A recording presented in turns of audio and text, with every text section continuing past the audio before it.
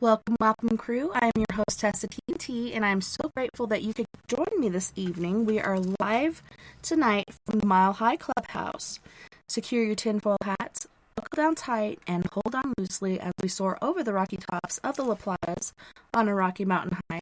Get sucked into the vortex of the Four Corners and settle down snugly at mile marker 420 in Colorful, Colorado. So it is Sunday, September 26th. Monday, September 27th, for those of you across the pond and beyond, good morning, good afternoon, and good evening to you, and welcome to We Are Paradox Media's Late Night in the Rockies. I hope you guys have had an awesome weekend so far, and thank you so much once again for joining us this evening on one of our many outlets. If you're listening live right now, you're listening to us on Spreaker.com. You can also find us live at this moment on KPNL Radio, which you can find at kpnl-db.com. If you would like to listen to our show during the week on your free time, whether you're working or at play, look us up on Spotify, Apple Podcasts, Google Podcasts, iTunes, iHeartRadio, CastBox, Tumblr, SoundCloud, TuneIn Radio, Deezer, Podcast Addict, and Podcast Chaser. Make sure you go and follow and like us on YouTube, Facebook, Twitter, and soon to be StreamYard. We're going to try this new video outlet out, hopefully this coming week. But I'm super excited. We used to do video and have a whole different crew over there. But yeah, excited to get that going. I feel bad for our guest tonight because she's all dolled up and everything ready to be on video. But tonight, I have a treat for all my guys and gals out there tonight. We will be talking to and getting to know Miss Rosemary Thornton. And for 20 years, Rose enjoyed a national reputation as an expert on old houses. The author of 9 books, Rose has been featured on everything from PBS History Detectives to BBC Radio.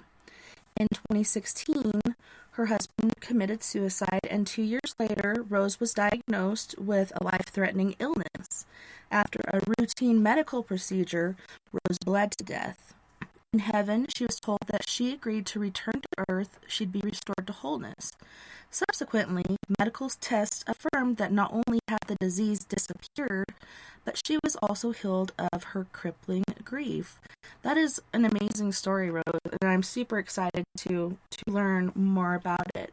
But thank you so much for joining us tonight. I'm super excited to learn from you. Well, thank you. I'm awfully glad to be here. So it says here that you've written many books. I believe it said 9 books. So were these pertaining to history? Were these prior to your incident? Yes, all of them were prior to visiting heaven, and all of them were on architectural history. So it's quite a genre shift to go from writing about old houses to writing about visiting heaven and coming back. It's a pretty big shift. So while you were exploring these old houses and writing about their history, did you ever have any sort of paranormal happenings or supernatural experiences going on? Oh, heck yeah, my life is a paranormal happening. One of the things that I learned in heaven was that, throughout my life I'd been fascinated by stories of people who had their heart stop and visited heaven and came back. So that always been a topic of great interest. I mean, I couldn't read enough, starting with Raymond Moody's Life After Life and Dannion Brinkley and all the rest of them. I read them like it was my job. And then in 2018, when I had my my own near-death experience, I was told when I was over there that I had died as a child and had been brought back, which corresponded with a story my mother had told me that I'd been given up for dead as an infant, and prayer had brought me back to life. So that made a lot of sense that all my life I've been, talking to the angels and seeing things other people couldn't see. So it was, I kind of told the angels when I was over there in heaven, I said, this would have been good info to have when I was alive, but whatever, explains a lot. Because when I was in that experience, I had absolutely no intention of coming back. And I mean, none. I really felt like, and I've shared this many times, but I really felt like I'd been granted early release for good behavior. Life is not easy when you're a sensitive soul. It really isn't. And when you're a sensitive soul who hears the angels and sees things that other people don't see, it is even more ostracizing. It really Mm-hmm. is. Yeah, people are very judgmental. They make you feel like you're crazy, and Oh um, yeah, absolutely. it's a And terrible, as it terrible was, thing. my life was just not easy. But then when I was my marriage ended after 24 years in 2002. My mama died. My mama was my best friend.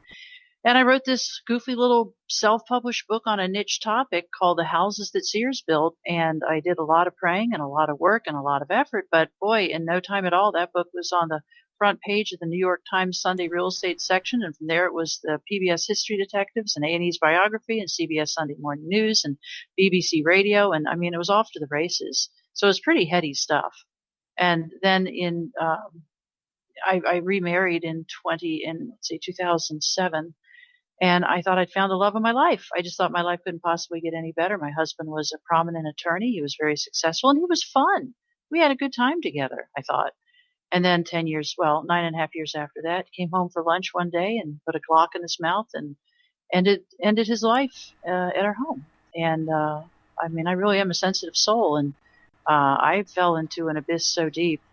Actually, a couple medical professionals told the fam that they probably needed to make arrangements for my long-term care because I was done. I would not come back from this. So it was pretty Wow. grievous. I can't say it's pretty grievous. I lost my mind.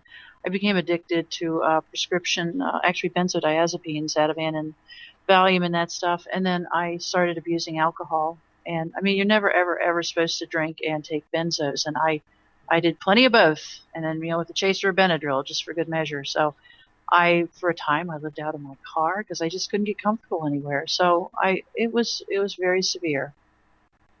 I'm sorry you had to go through that. So, like you said, he came home for lunch. Were there any signs whatsoever that he was feeling depressed, or was there something that No, happened in his life that?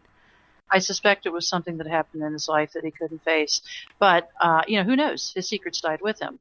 I Mhm. thought we were happy. And I found out after his death that he had not, shall we say, honored the marital covenant. And that was very hard to deal with, too, because I really thought, I thought I thought I'd found the one.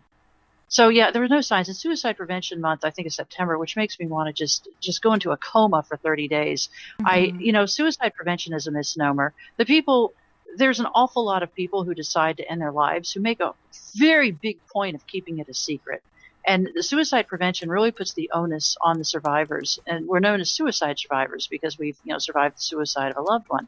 And I mean, this happened. My husband killed himself 5.5 years ago, and there's still some scars. But I was coming out of a church here in the Midwest, and they were handing out these little brochures, and on the cover of it, it said, "Learn how to prevent suicide. Come to one of these classes." Well, I took that brochure and I took it home and I tore it into bits and I sat down and cried for half an hour because that is so unfair to say to the survivors, "Oh, that's probably something you could have done. Yeah, there were signs." About 80 to 90% of suicides are related to mental illness, and 10 to 20% are not related to mental illness. In other words, something bad happened, or they couldn't face something, or this, I'll show you, or, in other words, revenge-based suicide.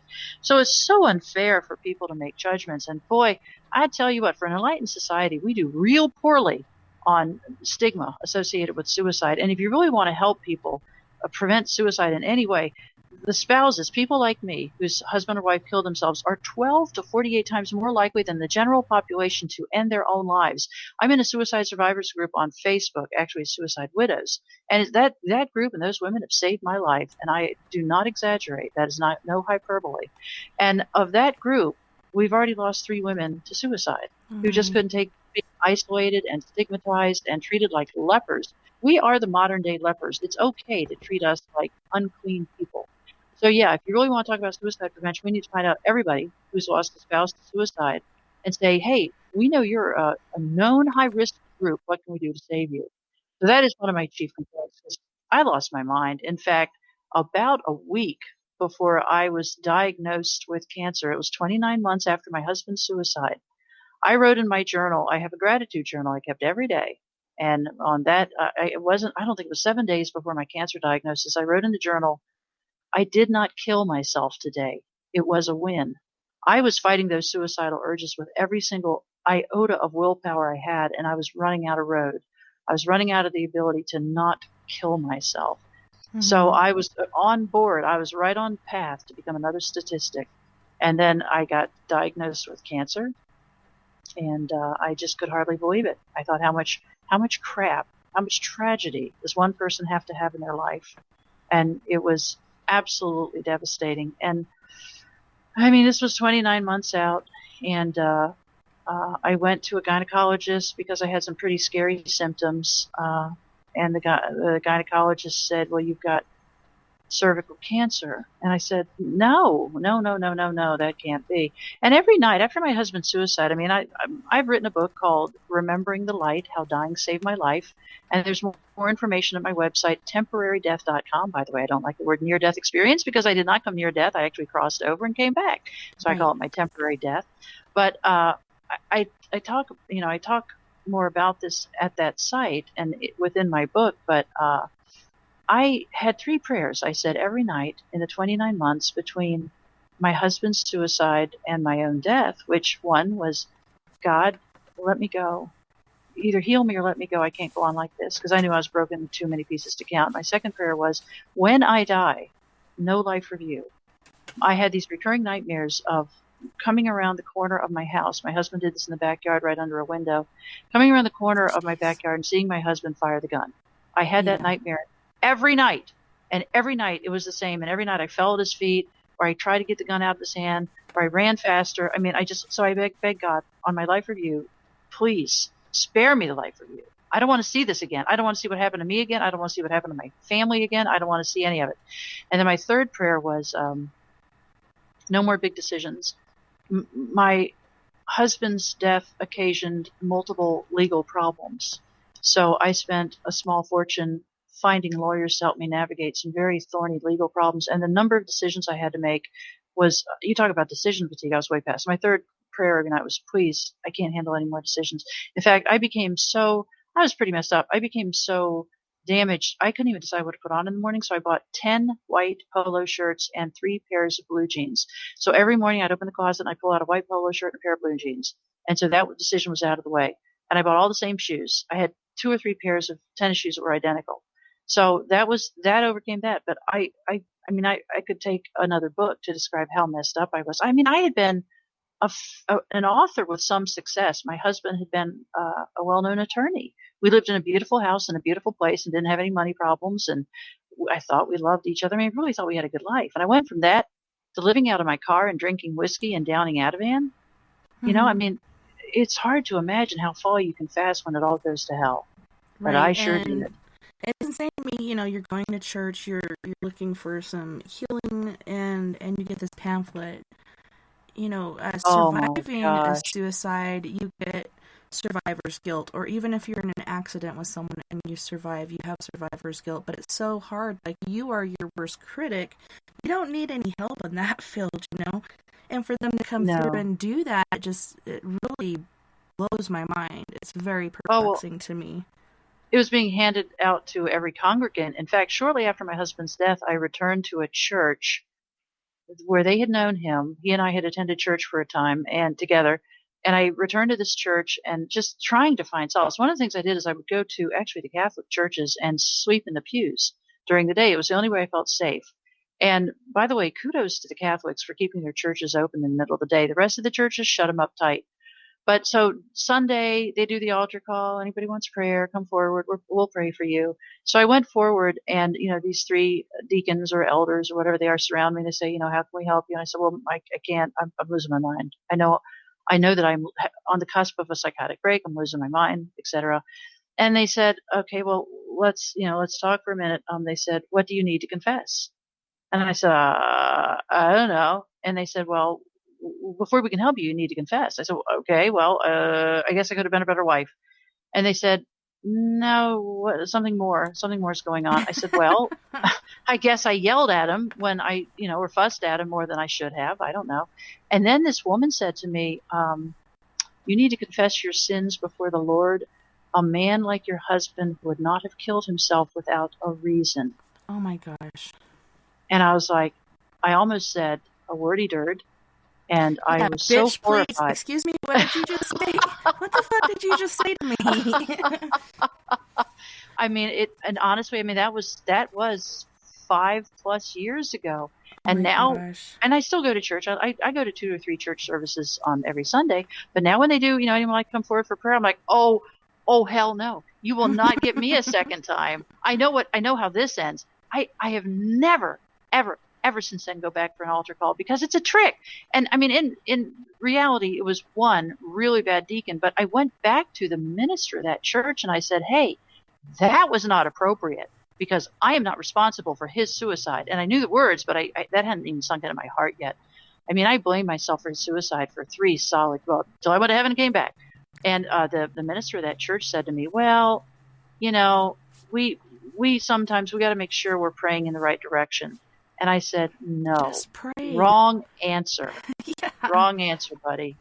So yeah, it was horrifying. So I mean, I could tell 101 stories like that, but at every point in turn, people did exactly the wrong thing, and I was treated like a leper by society. I mean, I was literally ostracized. You know what's fascinating?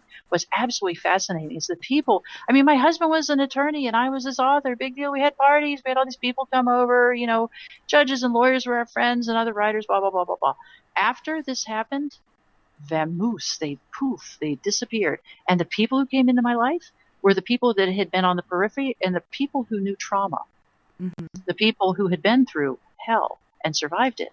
Those were the people who showed up and said, you're going to survive this, and we're going to stay right here, and we're going to make sure you survive it.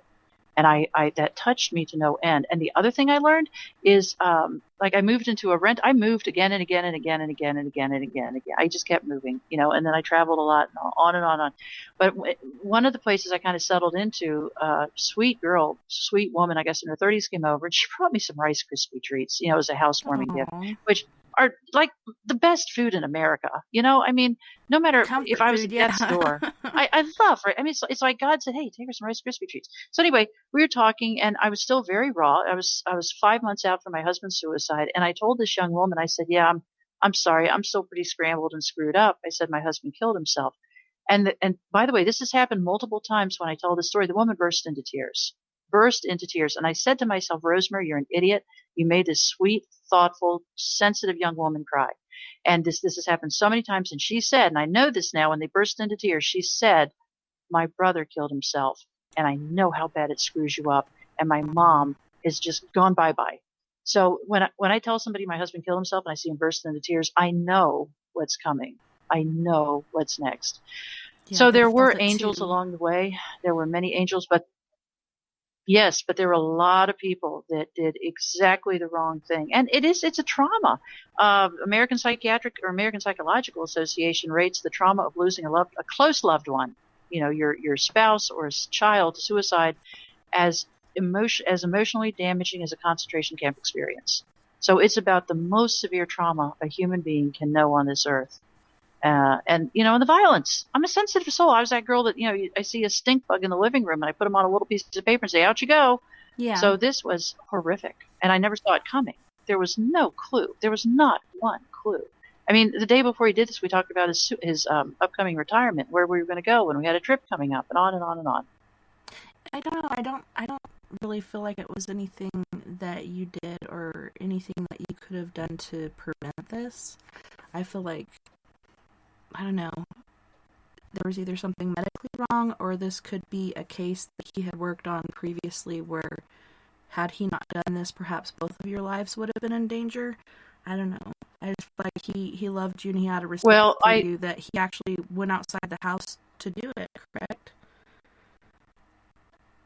Yeah, but he did it under my bedroom window, and he left behind a text that was not kind. So, I don't discuss, one thing I do not discuss is his motivations, because he's dead. If he wanted anybody to know why he did, he should have left a better message than something ugly he said to me. So, right. I don't discuss his reasons. And the thing is, there are as many reasons as there are people who do this. I mean, as I said, it's believed, and we really don't know, but it's widely believed that about 80 to 90% have some component of mental illness. But that leaves 10 to 20% that are all over the map. And that's the thing. You can't say, well, there's no fixing this. I mean, we can't say, well, if we figure out why he did it, maybe we can get him back. He's gone. Yeah, He's dead. Nothing. And I mean, I did have probably more than one psychotic break. I mean, I don't know. At one point, I became convinced that he was still alive and in hiding, and that I just had to go find him. I was just all over the map. And something else that happened. I mean, I had been a writer, and I've spent years as a researcher. I used to be a newspaper reporter. I've always thought of myself as something as a smart cookie. But one of the things that happened, I would say that the mental devastation caused by this trauma was more on par with that of a stroke victim, because I lost the ability to read. And by lost the ability to read, I mean, I had a caretaker living in the home with me. It was actually a very dear friend who moved into the house just because I lost 40 pounds. I became absolutely skeletal. I looked pretty rough. And then I lost the ability to read. And at one point, about a year into this, I tried to make a cake from one of those box cake mixes. Mm-hmm. And I remember reading the recipe over and over and over again. I mean, it was like 3 eggs and oil and water and stir and all this stuff. And I became so frustrated. I tossed it at my friend. I said, I have no idea what the F this is telling me. I don't understand. I don't know what it's saying. Because I couldn't put together the directions on a cake recipe. And about 2 years out, I started reading juvenile books. And I remember I read page 1 of a juvenile book probably 25 times. And I was like, okay, I can read again. Because I could read the words, shoe and wall and lamp, but I couldn't put them together. I had no idea what those words meant. So it was a process. And, one of the things, yes, and one of the things I realized, I mean, again, I'm 5+ years out.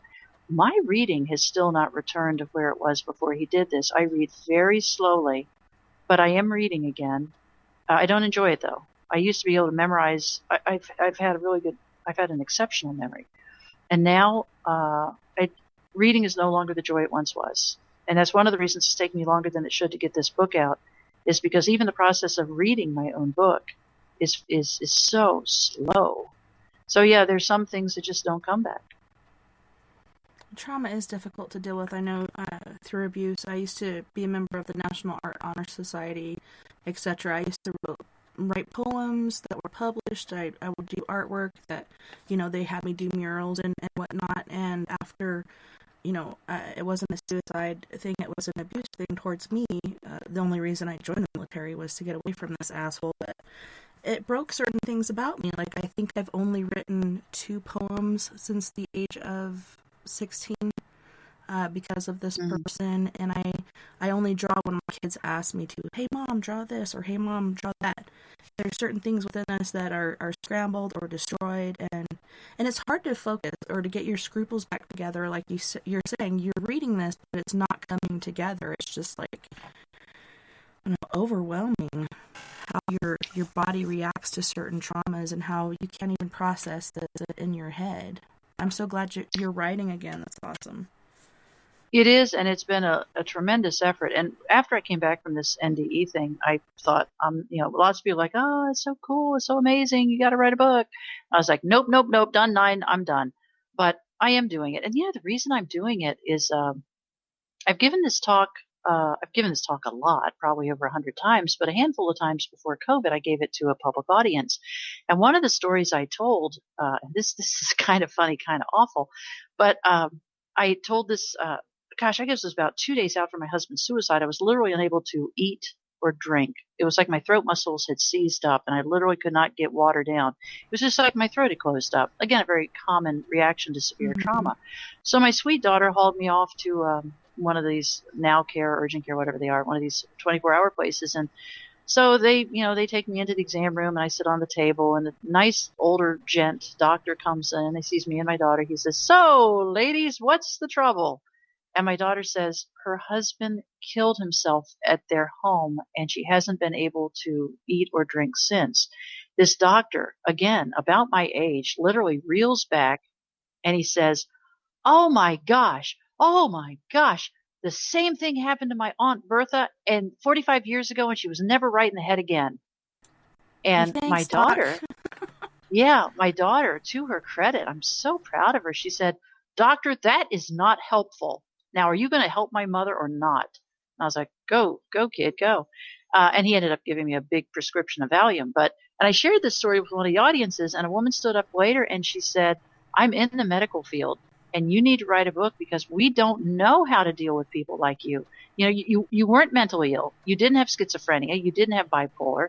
You were a woman that went through an unspeakable, horrible trauma, and the psychiatric world doesn't know what to do with people like you. So she said, write a book to help others. And I thought, that's a pretty good motive. So that is what ultimately inspired me. But yeah, for 29 months, I sank into the abyss of hell, and these nightmares were so horrible. I couldn't find peace in my waking hours. I couldn't find peace in sleep. I know somebody dragged me off to see a financial advisor thinking it would perk me up to turn my focus in a new direction.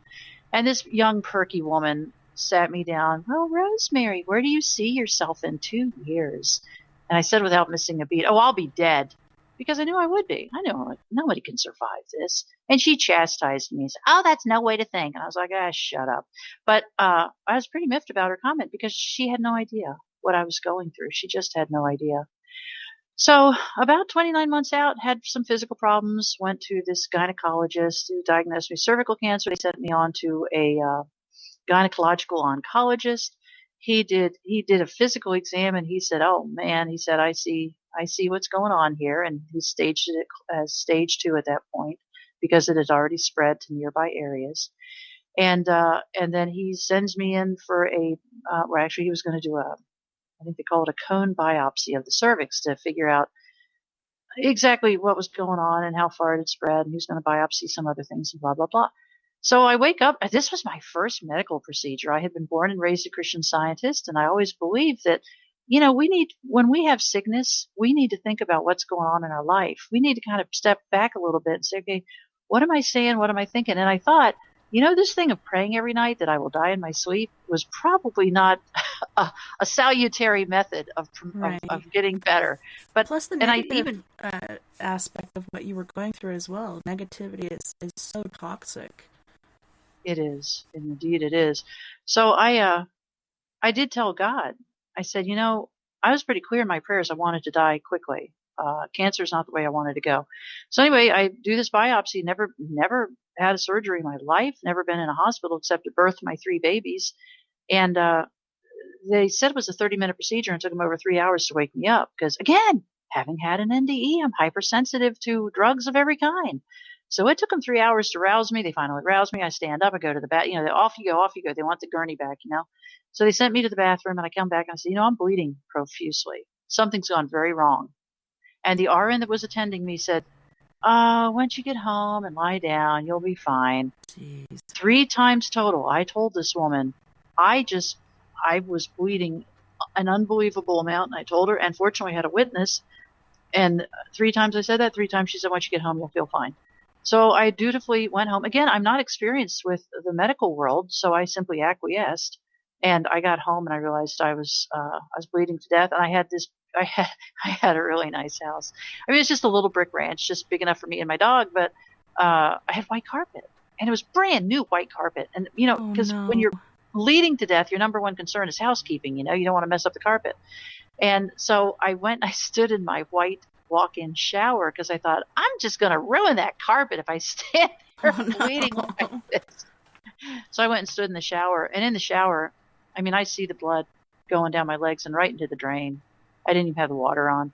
And I thought, you've been asking God every night for a way out. This is it. This is God's mercy. I think it's 1 Corinthians, God will show you a way out. And I thought, this is it. This is my way out. And so I stood there and I thought, all I have to do is sit down on the shower floor, and my 2 friends out in the living room, by the time they come in and check on me, I'll be gone. There will be no saving me. And I really thought about it because I knew once I sat down, I was already getting dizzy and weak. I knew I wouldn't have the strength to get back up. And I thought about it. And I thought, how fair is that to them to come in here and find me naked and bloody and dead, So I thought, it's not fair to them. But I really wanted to go. I really did. It all seemed so unfair. So I stepped out of that shower and put a towel around myself in multiple ways. And I said, call an ambulance, I'm dying. And they did. And the ambulance took me to another they took me to a standalone ER. The ER was not connected to a hospital. That's and ridiculous. At that ER, they made more mistakes. Oh my God. And they were dismissive. And I said, I don't feel very good, you know? And I had an RN about my age, by my left side, and the doctor was about, oh, I don't know, 14 from what I could tell. The doctor was very young. As I told somebody else, I was surprised I didn't see the word play school on her stethoscope around her neck, but Dr. Doogie Howser. you could tell she was just a kid getting started. So they made more mistakes, and they packed me with gauze, which it turned out was a bad decision because what it did, it didn't stop the bleeding. It just stopped the mess. And, I grabbed this RN's hand while this is all unfolding because, hey, I've made the decision to live. I'm at the hospital. Let's get this show on the road. And I grabbed this RN's hand, and she was very sweet and very comforting. And I said, promise me you're not going to let me die. And she said, oh, honey, we have many solutions for this. And I was like, I believe her. I believe her. And she said, we're not going to let you die. So I was like, all right. And then this was also a big boo-boo. They gave me Dilaudid, which is a morphine derivative, and turns out it's contraindicated for dropping blood pressure. That's just what you need. And that pretty much just greased the skids to the afterlife. It just sped things up. And so I fell into a very deep, dreamless sleep. And then truthfully, the next thing I remember, I was awakened out of this very deep sleep, and I was catapulted out of my body. I know there's a lot of naysayers in the world that don't think that these NDEs are real. I can tell you, there is everything in every cell of my being, every fiber of who I am knows that was when I died. And I was catapulted out of this body like toast out of a toaster. It was very, very dramatic. And I remember thinking this, it was as though there was a silvery, sinewy cord from the crown of my head to the back of my heels. And it was like somebody pulled back on it like an archer's bow and let loose, and I went flying. And then I floated away from my body. And my first thought in this new experience was, my heart has stopped.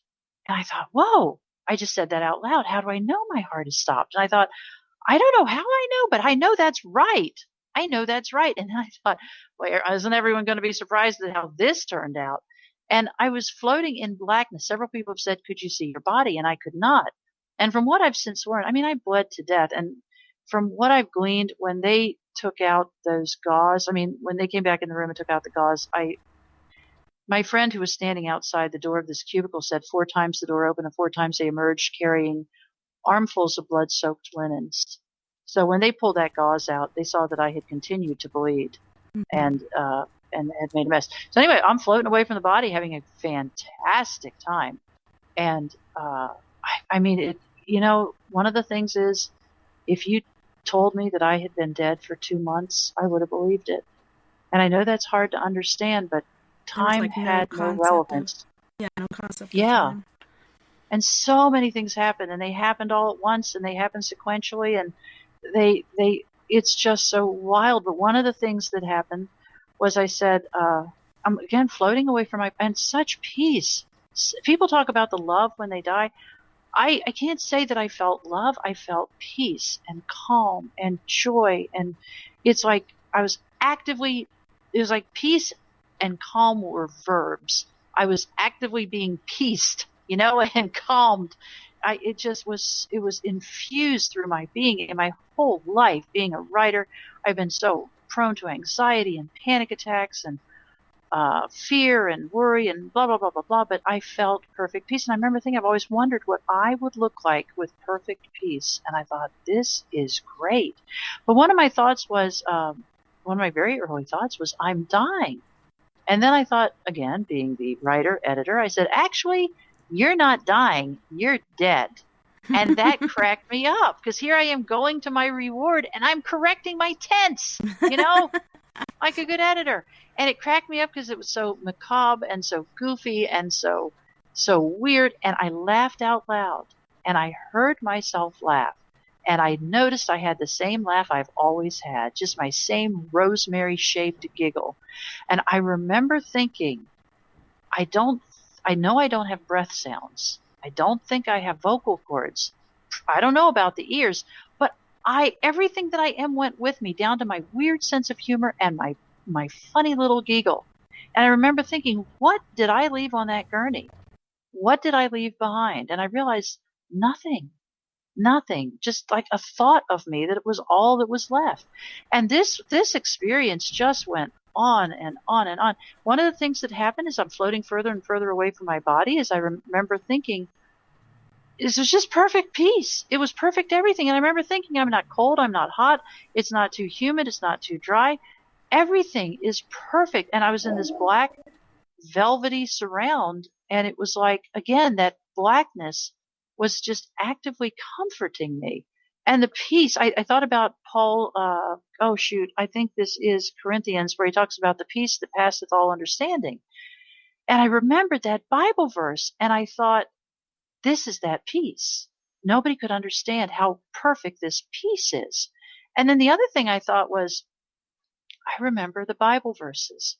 I remember everything. And one of the another event in this blackness, I thought, I've been here before. Like in this consciousness, in this life experience, I've been in this floating away business. I've been in this perfect peace, blackness, comforting thing. And an angel or spiritual being said, yes, remember the story your mother told you that you had been given up for dead as an infant. And after some people prayed, you were alive again. They said, you didn't actually come close to death. You crossed over and we sent you back. And I said, my whole life I've been an oddball, a freak, a weirdo, that strange kid. And I said, that would have been real good to know back there. But people say, oh, you weren't ready to die. I was so grateful. And that was another predominant thought. I am so grateful it's over. I'm so grateful these years of being so alone, so ostracized, so much treated like a leper, so horrified, the nightmares, all of it. And I remember thinking I was supposed to start this chemo tutorial at the doctor's office.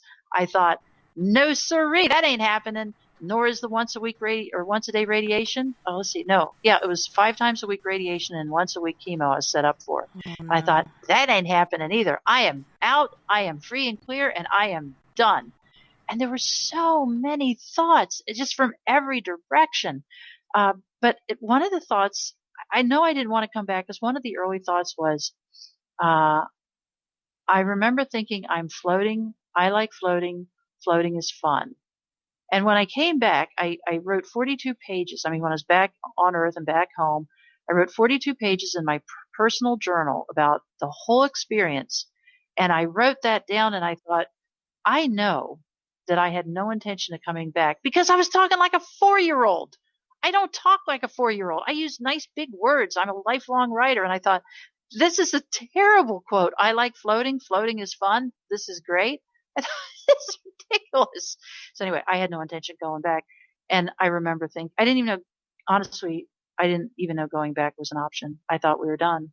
And I thought it was pretty darn funny that the lifelong Christian Scientist has one encounter with the medical world and they killed me off. I thought that was pretty darn hysterical, actually.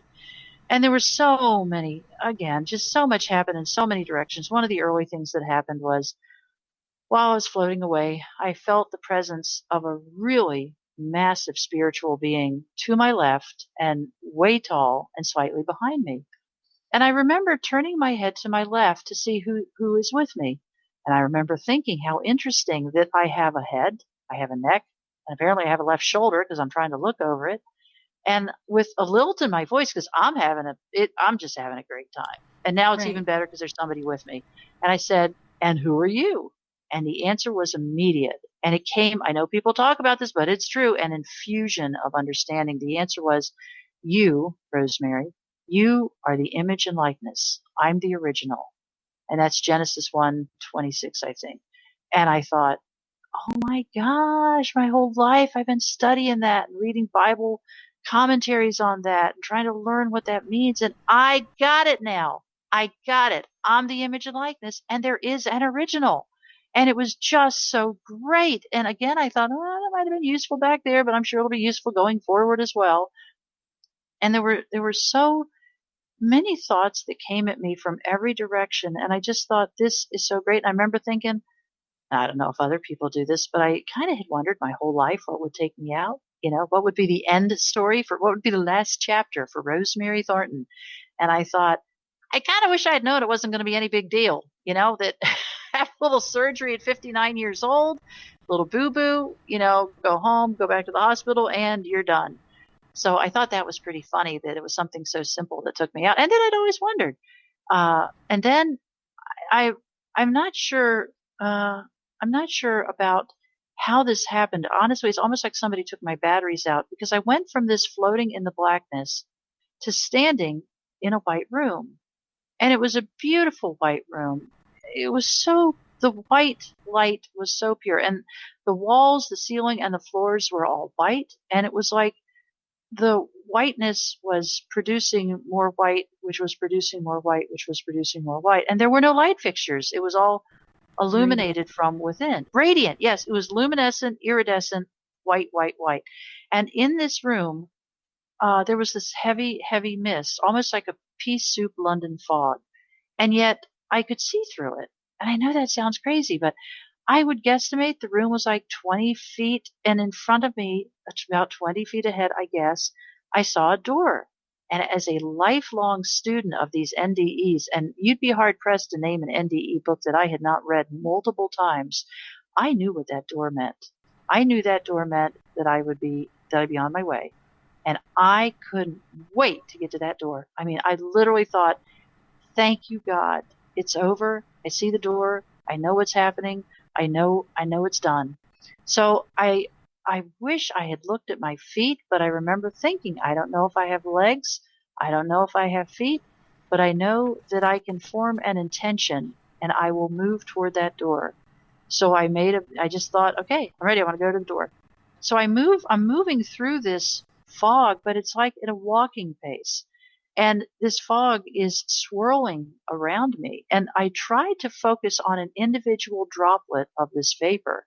And again, I know that sounds crazy, but I felt like I ought to be able to see an individual droplet, because I knew it wasn't fog.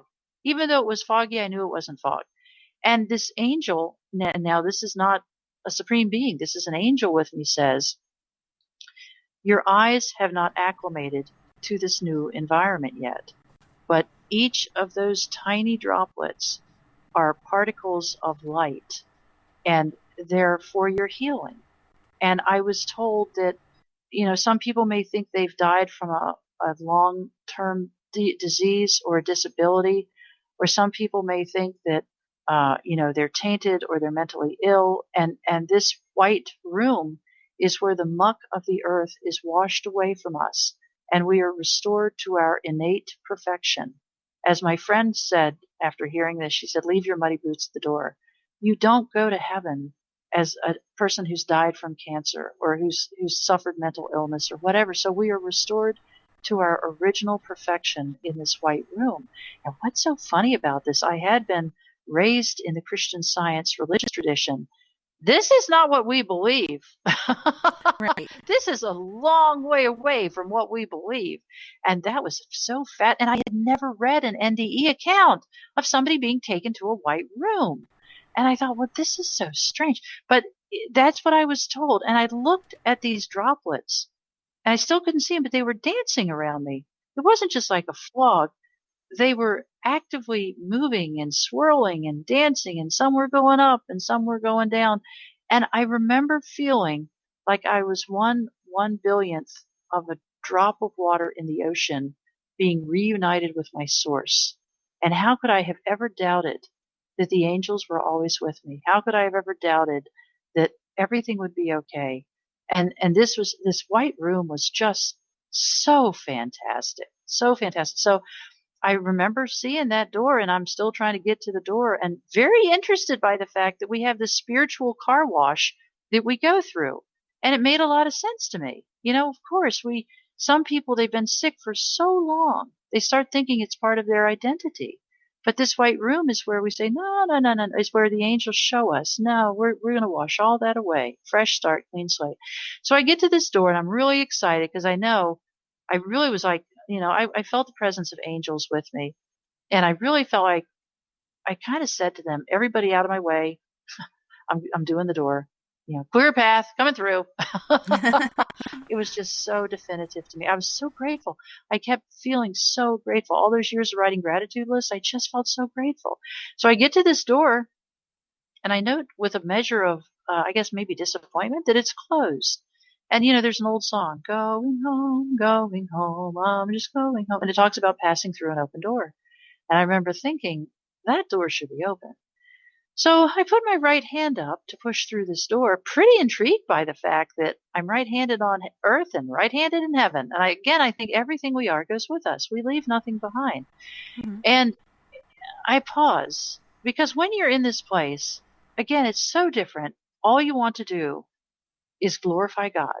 All you want to do is the will of the Supreme Being. You want to be good. You just want to be holy and good and pure. So I paused and I said, is this the divine will for my life?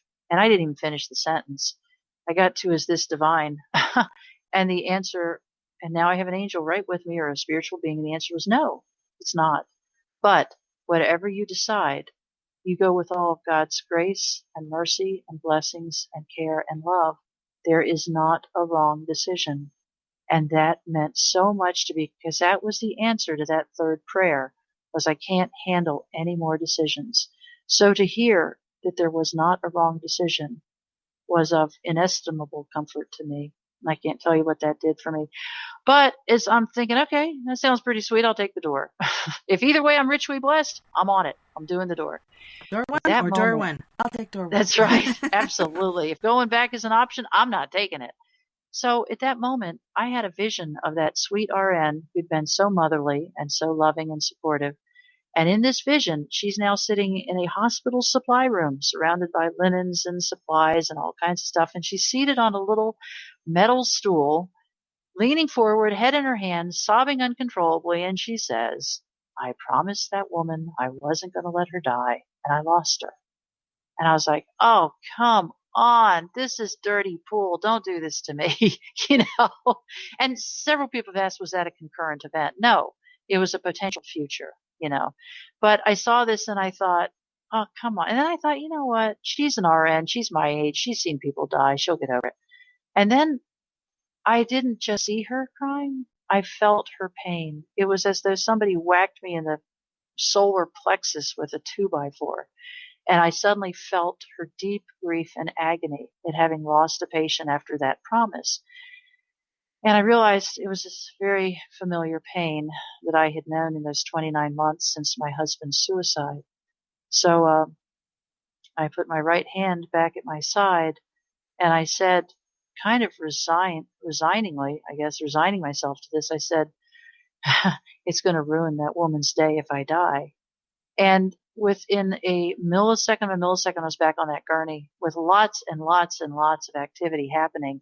And something I remember so clearly, I'm back on that gurney. And by the way, for a time, like days, I felt like I was more in that world than this one.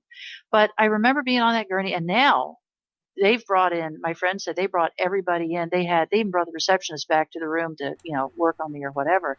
Wow. I remember looking up at the left upper corner of that bigger hospital, cubicle room, whatever. And I saw an angel up there and a spiritual being, whatever. She's looking at me and smiling. And I say, you know what? Robert's Rules of Order. We had a first, but we didn't have a second. And we sure hadn't hit the discussion phase now, had we?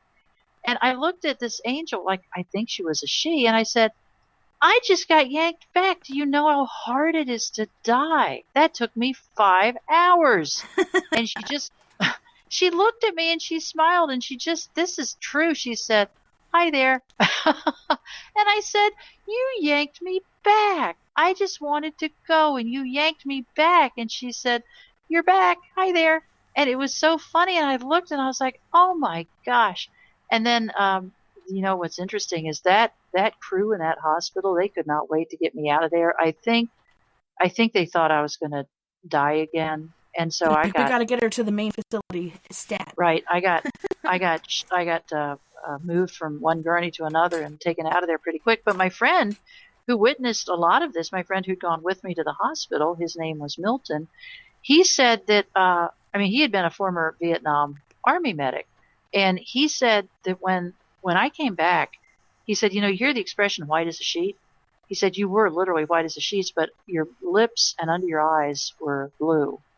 He said, you looked worse than any corpse I had ever seen. He said, it's not a hard sell to know that you had, been among the recently deceased. So from there, and the PS to this is I was gone more than 10 minutes. No heartbeat, no blood pressure for more than 10 minutes. And the thing is, when you bleed to death, they cannot do CPR because that just pushes out more blood. Yeah, so by all to accounts, pump around. Right, because what stopped my heart was I'd bled to death. So they threw me in an ambulance, and in the ambulance, those guys were pretty nervous. And in the ambulance, and now when I come back, I've got a couple IVs. I don't know if I had one or two IVs going when I died. When I lost consciousness, I don't really remember. But I know I had at least one IV going, and I had an oxygen mask. And so they put me into the ambulance, and I remember an angel was with me in the ambulance. And in fact, I asked my friend later, was there an attendant back there? Because I just remember the angel. And it wasn't the same one in your room. This was a different one, correct? Because I feel like the one in your room was the nurse's angel. That's a really good point. I never thought about that, but it was a different angel, because the angel in the back of the ambulance was it did feel like my angel. And she was huge. She filled the space, and that's why I asked my friend, was there even an attendant back there? Because it seemed like a Viking princess taking up the whole space. It was like she just took up so much space. There was not a place in that ambulance that she was not. And that's why I asked my friend, was there an attendant back there? Because I couldn't imagine anyone else being in that space. But this is so goofy. But yes, I do love to laugh, and I have a goofball sense of humor. But she told me jokes. She told me silly, goofy stories, and I can't remember them.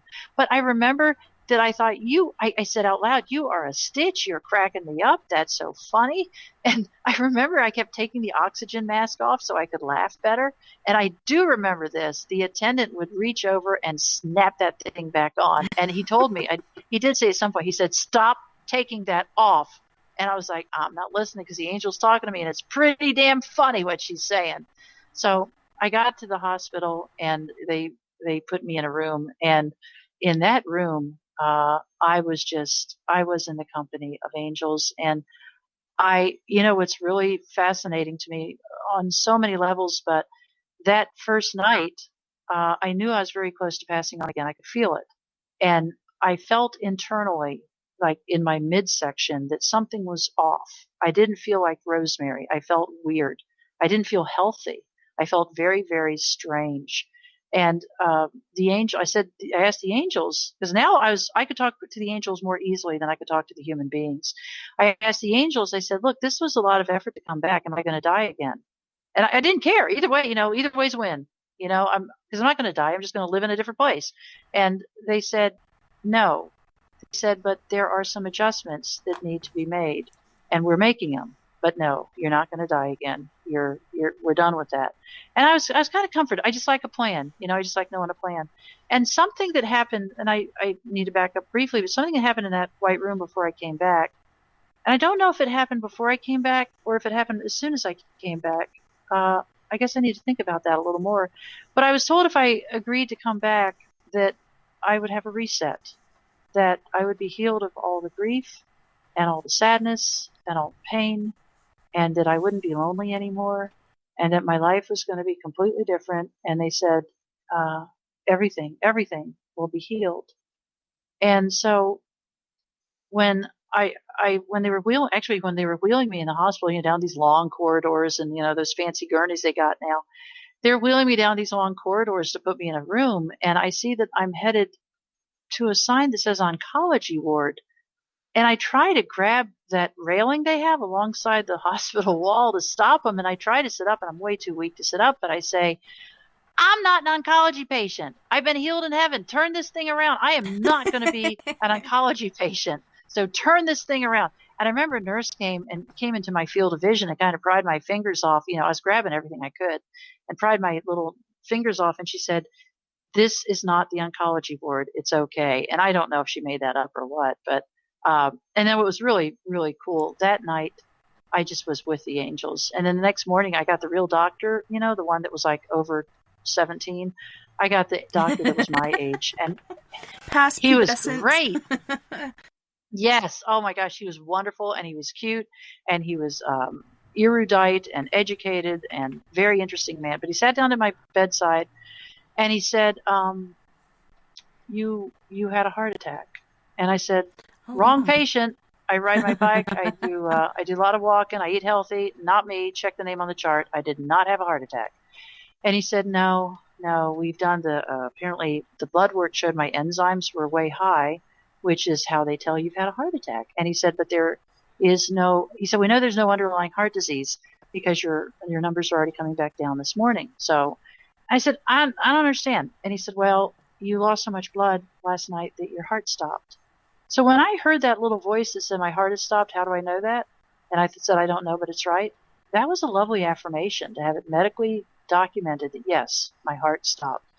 And I said to this doctor, this nice doctor, I said, so how much blood did I lose? Because, I'm an analytical type. And he said, more than 40%. I said, oh, come on, give me a number. 52%, 61%? How much blood did I lose? And he said, after 40%, it doesn't matter because your heart can't pump. And he said, you went into VFib and then it just, where it basically just quivers and then it stopped. So that was actually very affirming to know. And then they said, but you've sustained some damage to your heart from having this heart attack and having it run dry.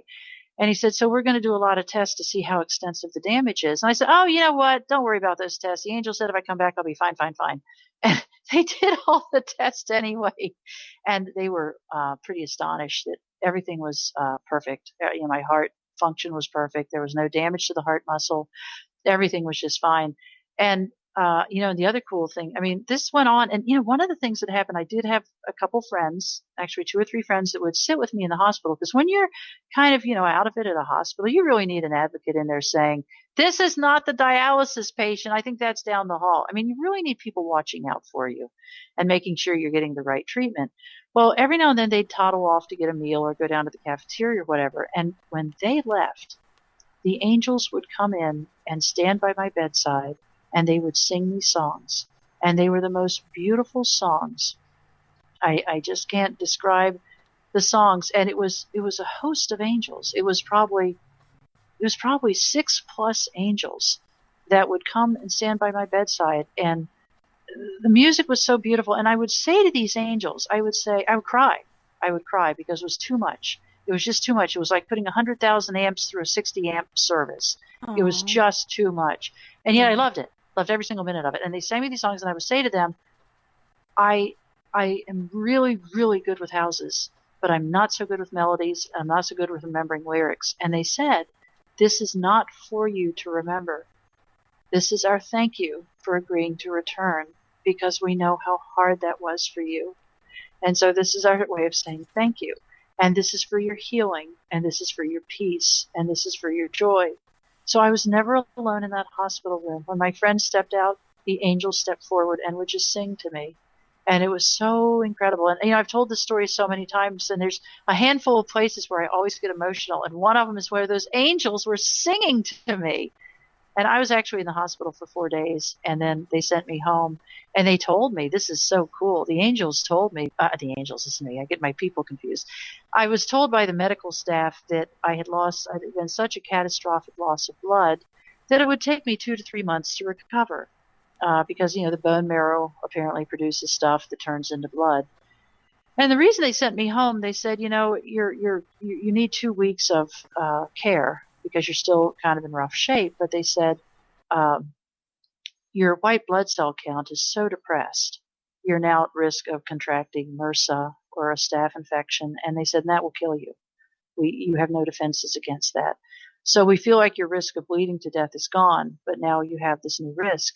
So they told me to expect a recuperation of 2 to 3 months. I called a friend who'd been praying for me, and his name was George. And George said, oh, we'll see about that. And then I had blood work done at, I think it was 12 days out.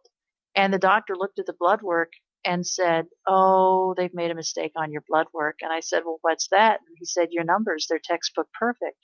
And I said, no, that's not a mistake. I'm back on my bike again. He said, what? You're back on your bike? I said, yeah, that breathlessness was gone in 4 or 5 days. I feel fine now. So, yeah, I had a complete restoration. And, the rest of this, I was 59 years old. I had arthritis in my wrist. I had a bad knee. I had a bad shoulder. I had some high frequency hearing loss. All that was healed. all that, I mean, this has been 3 years since this happened. It happened September 5th, 2018. All that is gone and stayed gone. And it took some, I went back to the oncologist who made this boo-boo, and he said, don't forget you're doing the, what is it called? The chemotherapy tutorial on Monday. And I said, whoa, not so fast, doctor. I'm not thinking I need it. And he thought I was a lunatic. He actually put in my record that I was mentally ill. No kidding. Some mental health assessment. Yeah, indeed. And I had to find another oncologist in several cities away because, this oncologist who had been my oncologist was a big deal. And people were very frightened of going up against this oncologist. But I found somebody that was several cities away, and she agreed to do a second biopsy. She was pretty incredulous, too. Oh, that would be so scary. Oh, it was terrifying. Holy. But she didn't believe it. And then I told her, I said, those angels were pretty clear. And, one of the things that happened, because it was 2 months before they do the second surgery because of they wanted things to heal. But I said, I think everything's healed. But the second surgery, they did a hysterectomy, which made me very sad. But she said, Rosemary, I have to be sure everything's gone. So we're going to be looking at a lot of things in a lot of places. And she said, if I find one cell of cancer, we're going to take your lymph nodes too. She said, we're just going to keep looking and looking until we don't find any more cancer. So it was pretty frightening, frankly. But so that was 2 months after all this unfolded. And she, again, my buddy Milton was waiting for me out in the waiting room. And he said after the surgery, I call her Dr. Lovely. That's not her real name, but she's Dr. Lovely. She was. Dr. Lovely burst through those doors, and my buddy Milton said she threw her arms around his neck and said, she's right. There is not one cell of cancer anywhere. And she said, in fact, her flesh is so pink and pretty and perfect. I can't believe she ever had cancer. Wow. So we went from an oncologist saying the flesh is so distorted I can see it visibly to flesh that was pink and pretty and perfect. So that was a really big deal. And after that, and this is the part of the story people really enjoy, but as soon as I got out of that hospital, I was in the hospital for 4 days. And for somebody who's not experienced with the medical world, that was a long time. But after I got out of the hospital, I decided to sell everything I own, and I did. And then I sold my car, which was a really nice car. And that was a really pretty car. And I only had it 6 months. It was brand new red Camry with a panoramic roof, V6, 300 horses under the hood, 0 to 60 in 5.8 seconds, and white leather interior. Hell yes. But that was a great car. But anyway, I sold everything I owned, then sold the car, and I put my house on the market. It sold in 2 hours. Got a contract in 2 hours. Yep, and I moved 1,000 miles due west to start a new life. And I did, and I don't regret one piece of it. And I finally got happy. I realized, I've always been that person who has really good stuff, and I like my stuff. And I realized the happiest I had ever been in this experience of 59 years was when I had nothing, when I was floating away from this body. And I thought, boy, Rosemary, if that doesn't show you that it is our material possessions don't give joy. So it was very liberating. And when I sold my mom's couch, I sold my mom's this and my mom's that, and I would stand over each piece of furniture or lamp or table or whatever, and I would say, God, this item has blessed me for so many years. It's blessed my family for generations. Please bring somebody into my life that will be equally blessed and will cherish this item as I have cherished it. And I met so many wonderful people that way. So everything went to good homes. And even my house, I ended up selling my house to my next door neighbor. And it was an older woman who'd been living with her son, or her son-in-law and daughter. And I said, her name's Dee Dee. I said, Dee Dee, I'm moving 1,000 miles away. And I said, I got all this stuff in the fridge that I'm just going to throw out. And, it's stuff like mustard and pickle relish and mayonnaise, all that weird stuff that you have. And she said, Rosemary, I can't tell you how grateful I'd be to have a refrigerator that's already stocked. She said, so you just leave it right there. And I asked her, I said, well, I can't find a buyer for this bed, and I've run out of time. Do you want this? The bottom line is it could not possibly have worked out any more harmoniously than it did. It all just went so beautifully. So I packed up I bought a used Prius, and I packed up my used Prius, and I started off. And I got to tell you, that was one of the happiest days of my life was February 26, 2019, when I loaded up that Prius and left the East Coast to move to the Midwest. And I not only has there been no regret, I love it out here. Today I was going down a country road and I saw the combines are out harvesting the corn for the ethanol. I don't know if it's feed corn or ethanol, but they're out in the fields today. We're having beautiful days, and they're out in the fields harvesting that corn. I just pull my car over and watch them, and I think I am so completely in my right place. I am just absolutely, unbelievably, unquestionably in my right place. So it was exactly the right thing to do, and I got a fresh start. You know, I'm not the suicide widow of the prominent attorney. I'm just a 62-year-old widow writer out here enjoying my life. Miss Rosemary. Whole new adventure. Yep. And you know, I had dinner with a neurologist. She came, or neuroscientist. She drove from Iowa to meet me, and we had a lovely dinner one evening. She said, I wanted to meet you because I saw your story on YouTube. My story on YouTube has gone viral. But she said, I saw your story on YouTube, and she said, I wanted to meet you because the fact is the human brain is disinclined to change. Mm-hmm. And she said, that thing that you come back and you sell off everything you own and you move to the Midwest. And I lived with a family member. Actually, my brother had lost his wife. So I moved right into his house and it was perfect. And he had furniture, so I didn't need anything.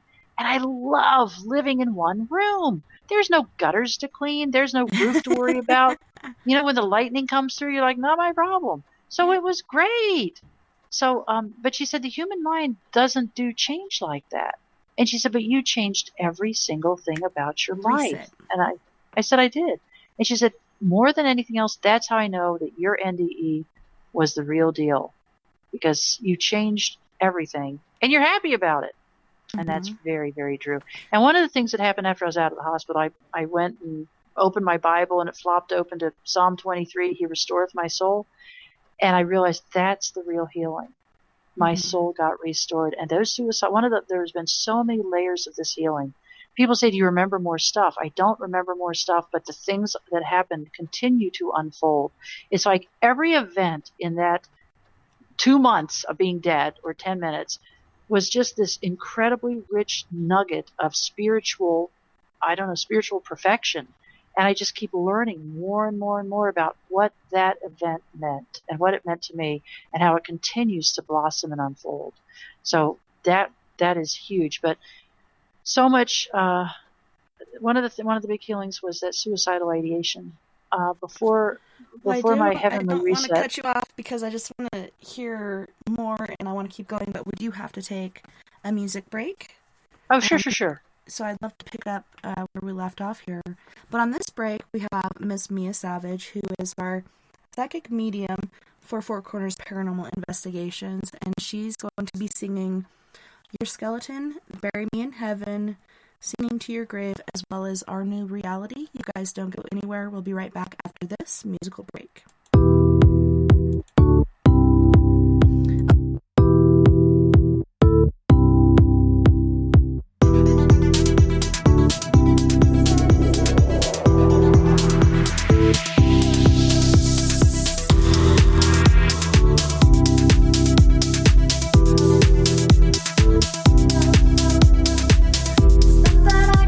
Take it, no matter how I feel.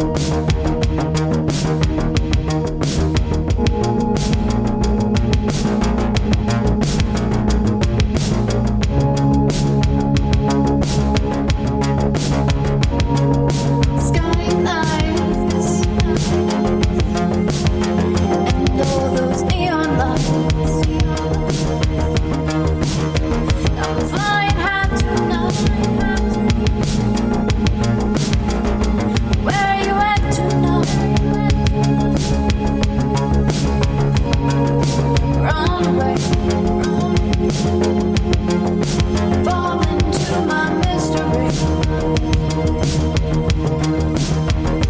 Don't cry, baby, 'cause I don't cry.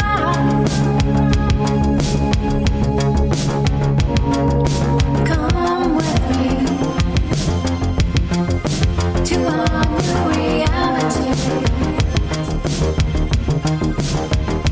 You don't need him. All the shit that he brings anymore. You're mine. You're mine. Tonight. You're mine.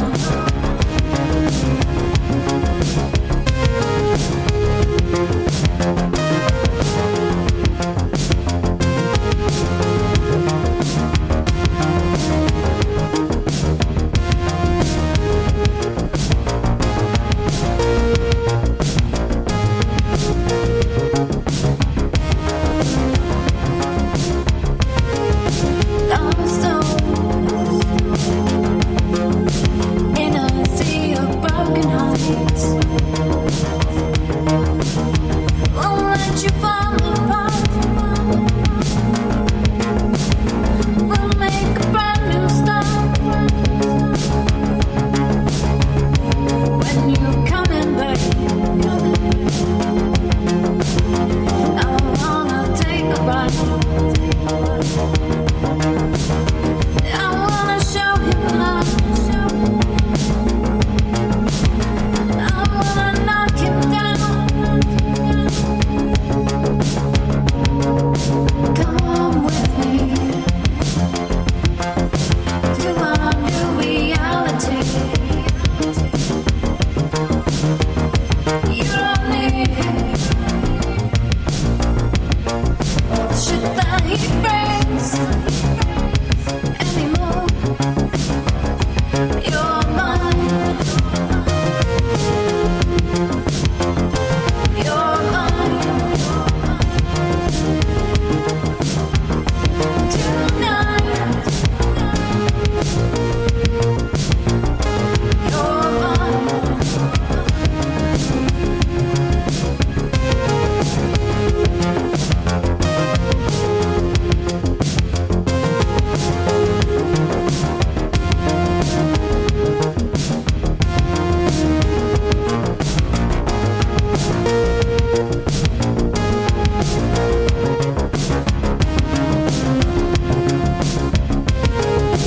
Come with me to our new reality. You don't need him. All the shit that he brings anymore. You're mine. You're mine. Tonight. You're mine. You're mine. You're mine.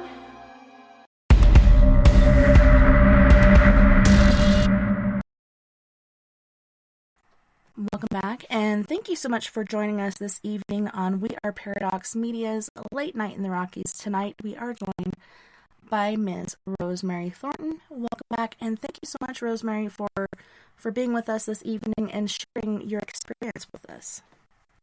You're very welcome.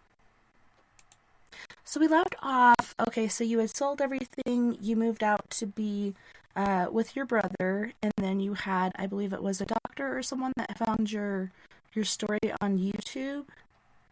And Well, a lot of things happened. Yeah, I actually flew back to Virginia to give a talk, and somebody attended the talk where I shared that story about, on the same thing happened to my Aunt Bertha, and that was 45 years later, and she was never right in the head again. So this person said, we need to hear these stories, and we need to figure out what the right thing to do is. So that's part of the reason I decided to write a book. And then the other thing, in fact, you and I were just talking briefly off air. Immediately after this experience, I thought my whole life I've been reading about these NDEs, and my experience was so different. I did not have a life review. I did not have, the tunnel and the whooshing. And I realized my experience was so dramatically different. And yet, as my story gets out, as more and more people hear about it, must have had at least a half dozen people come up to me and say, I had an NDE and I also went to the White Room and I was told the same thing you were, that that's where we wash away the muck of the world. And I had a priest tell me, and a Catholic priest, a wonderful man, he said that was purgatory. You were purged of sin in preparation for moving to heaven. And I thought, that's pretty interesting. I said, but I thought purgatory went on and on and on. He said, well, if you're ready to let go of the sin and the limitations of this earth, it's a very fast process. He said, but some people cling to their addictions and their sins and their bad habits. So I thought it was pretty darn interesting that this experience was antithetical to my religious belief system. And yet it's an experience that other people have had as well. Yeah, and to me it was intriguing when you mentioned that, and I was just like trying so hard to be quiet and not interrupt you. But when I saw my mother and she came to the dream realm, I did not notice her coming out of the White Room, but when she was leaving, she went into a White Room, so that makes sense. Like, if she's coming, even if this is the dream realm on Earth, she's still coming to Earth and has to be cleansed after she leaves from talking to me or something. I'm not sure, but it's pretty interesting. That that's what she went into. You would think Yes, she would very just much so. ascend into heaven or, blink out or something. She's walking into a White Room. So that to me was awesome because, like I said, that's the first time I've ever heard anybody talk about, a door that goes into a White Room. Yes, and yet I have heard this, as I said, a detailed accounting from other people. So I don't know why. Well, it's Hollywood. Hollywood has this depiction of what death is like, but I do think that the experience is probably tailor-made for everybody. And in my case, I had so many burdens. And when I came back from this thing, I was a changed person. Something we hadn't talked about was my husband's suicide. I was so messed up and I had so many questions. I used to go around saying, I don't know why he did this. I loved him so much. How could he do this to me? And one of the things the angels told me, and by the way, this was after I came back. This was I was on 100% bed rest in the hospital for 4 days. They didn't want me moving. They were very concerned whatever had happened before might open up again. So I was on 100% bed rest. And the angels, they chatted me up pretty good in that hospital bed. But one of the things they told me, they said, stop saying, but I loved him so much. And they said, change it to I loved. And they said, when you love, you open yourself up to a river of light to just pour through you and cleanse you. And you don't have to have a manifestation of that love. Just learn to love, to be loved, to do love, to love. Love is a verb. And they said, just love, but stop saying, I loved him so much. How could he do this? And one of my questions was, where is he now? What happened to him? Because this was a bad mess. He put me in a real bad mess and really screwed me up. So where is he now? And they said, none of your business. And I was like, you know what? For somebody who keeps company with the Most High God, that seems rather brusque. Right. This was my husband. I prayed for this man at least twice a day, usually 3 times a day. I really covered this man in my prayers and my love. And they said, we go into the kingdom of heaven single file. And his salvation is not your business, and it's also not your responsibility. And I had felt so racked with guilt that was actually incredibly liberating, that his choices, his decision, his salvation were not my business. It was between him and God, and that was so clear to me. And the other thing they said, oh God, what was it? There were so many elements to this, but I said, where is he now? And they said, he's with us. And I said, well, but where?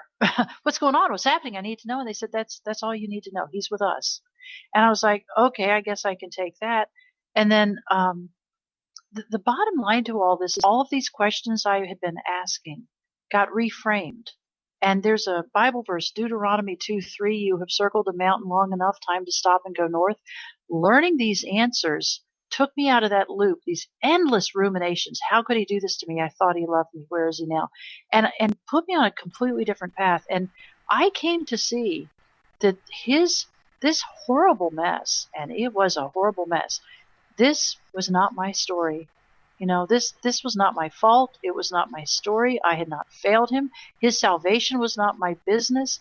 It was so liberating. And in a short time, I mean in hours, I came to see it wasn't even his story.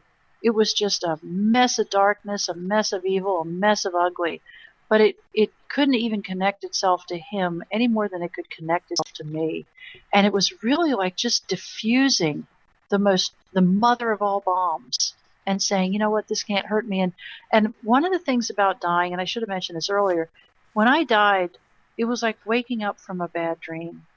And that's how now back in life in this hospital bed, it felt like a heavenly parent, a heavenly father had shaken me awake and said, it's a dream, but it's over.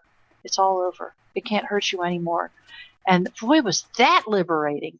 And the other thing that happened, I'm an architectural historian. My whole life has been old houses. And the angels told me all the mess from the beginning of this to the end of this had been encapsulated, and every loveless, lightless, dark, lifeless thing had been encapsulated.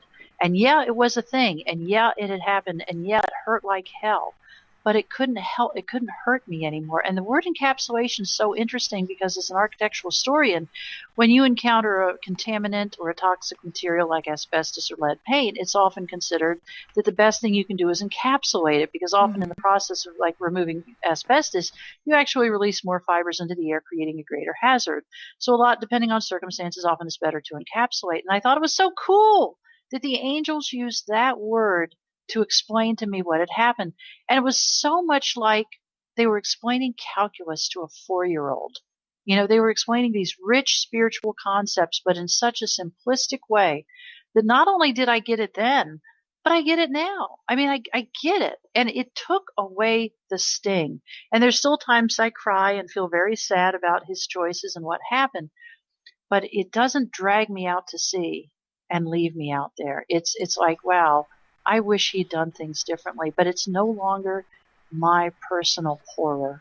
It's no longer my personal thing. And the angels told me I wouldn't be lonely again. And one of the things, I came out here to the Midwest, and I've made so many new friends and new friendships and relationships. It's been, there are a lot of times when I'm driving through a cornfield or a bean field, and I think, I'm not sure where I am. Maybe I really am still dead, Maybe this is my heaven out in the middle of an Illinois cornfield. And it's been that draconian. And then a friend helped me with this, because you can go down the rabbit hole pretty far. Where am I? What happened? My friend said, it doesn't matter. You're always in the kingdom of heaven. You're always with God. And that has really helped me from these weird things about what really happened. Is this my new heaven? So it has changed me in every way a human being can be changed. I'm so glad that you were able to realize and discover these things, because earlier you were talking about the loop, the thought process and the loop that just keeps cycling and cycling and cycling through your brain, and it kind of puts you in a rut where you really can't go anywhere because you can't process anything else but these horrific thoughts or these horrific events just cycling through your brain and things you could have or might have done. It's so awesome to be free from that and have that weight lifted off of you. A lot of people think people that commit suicide, automatically they're going to hell, but I'm not sure where exactly I read it. I went to church for many years, and I also went through seminary during high school and such, and I know somewhere within the scriptures I read that there is a place in heaven for tormented souls, and I think people that do take their own lives are tormented. I've tried suicide myself 3 times. Third time was a charm. I'm like, obviously I'm supposed to be here for some reason, and luckily gave up on that scope of my life as a young adult. But I do believe that there is a place in heaven for tormented souls, and I don't think that you automatically go to hell because you kill yourself. Like, there is a lot of issues going on there that can't be understood by so many people. Absolutely. And, I guess about 6 weeks into this, after I found out that he had not been a faithful husband, and after some other very hard things happened, I tried to end my life and obviously failed. And I agree with you that, what's the difference between our heart giving out and our brain failing us? You know, and it's a fact. You can only put so many. If I put 20 pounds of weights on someone's shoulders, they may be able to take it, and then maybe another 20 and another 20. But there comes a point where their knees buckle, and the same is true with our psyche. There's a point at which we just can't bear anymore, and we buckle. And I cannot believe a God of mercy, grace, and compassion would send those people to hell. Something that became clear to me, I actually did develop a plan on how to end my life, and I kept my mouth shut. And I had tried I had tried to end my life the first time a few weeks out with a car in a garage, and that didn't work for multiple reasons. But then I realized the way to do it was the way my husband did it, and I had a plan, and I had a very detailed plan about what to do, how to do it, where to get what I needed to do it, and even spot in the woods and all that stuff. But um, I after I came back from this, it was so clear to me that if you kill yourself, you're violating a spiritual contract, and there's going to be a do-over. Yeah. And you just You're gonna have to there's not a repeat way this. out. Yeah, there's you can't skip class and get a passing grade. There's just going to, and it was so clear to me, and that's the way it was explained, was a spiritual contract. And if you violate the spiritual contract by opting for an early out, you just have to repeat the lesson again, and the next time and the next time until you find, until you take the different path. So those suicidal urges absolutely went away and never came back. It was just so clear to me that, one, this life is so frickin' temporary. Oh, All yes. this, it really is almost like a dream. And yet, at times it's a dream that sure hurts like hell. But ultimately, I think it's mercy that we're typically gone in 70 to 80 years, because then we get our do-over. Then we get our reset. And there are people, boy, oh boy, oh boy, there's a lot of people, I call them normies. There are a lot of people who have never known mind-bending trauma. And those are the people that need to keep their mouth shut. And yet those are the people who typically talk the most. So there's that. Yeah, they complain the most. It's like, seriously? Okay. Yeah, I know. Well, my sister, Sarah, she lost her home due to her dogs. She's not willing to give her dogs up. So I invited her to come stay here many, many months ago. But instead, she went to the homeless camp in town because she doesn't like to feel like she has to depend on somebody. But she finally got out of there, went to Grand Junction, then came back down here for an appointment for, she does have cancer as well. She ended up getting into some trouble on the road and missing her appointment. But she's now staying with me, which I'm so grateful for. But we were standing out on the porch, I believe it was last night, and what you said about the soul contract and such. She said to me, this isn't fair. I didn't sign up for this. I didn't know what I was getting into. I would have never chosen this life. And I'm like, actually, sister, you did. We all did. We all knew where we were going, what was going to happen to us, no matter how good or bad. We knew what was going to happen, and we said, yes, we will do this. For one apparent reason or another. Not sure why exactly we choose these certain paths, but we did know what was going to happen. We may not recall that now. But I believe everything that happens to us, no matter how good or bad, is for a reason, is for our growth. And like you said, if you try to check out early, you're just going to have to repeat that. And I never really thought about that. That's a good point. Yeah, I think that's right.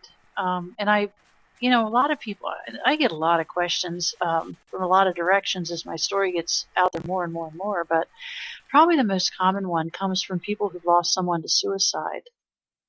Because it is a pain that there are just no words to describe it. I mean, it messes you up real bad. But probably the number one question is, my daughter, my son, my husband, my wife killed themselves. Where do you think they are now?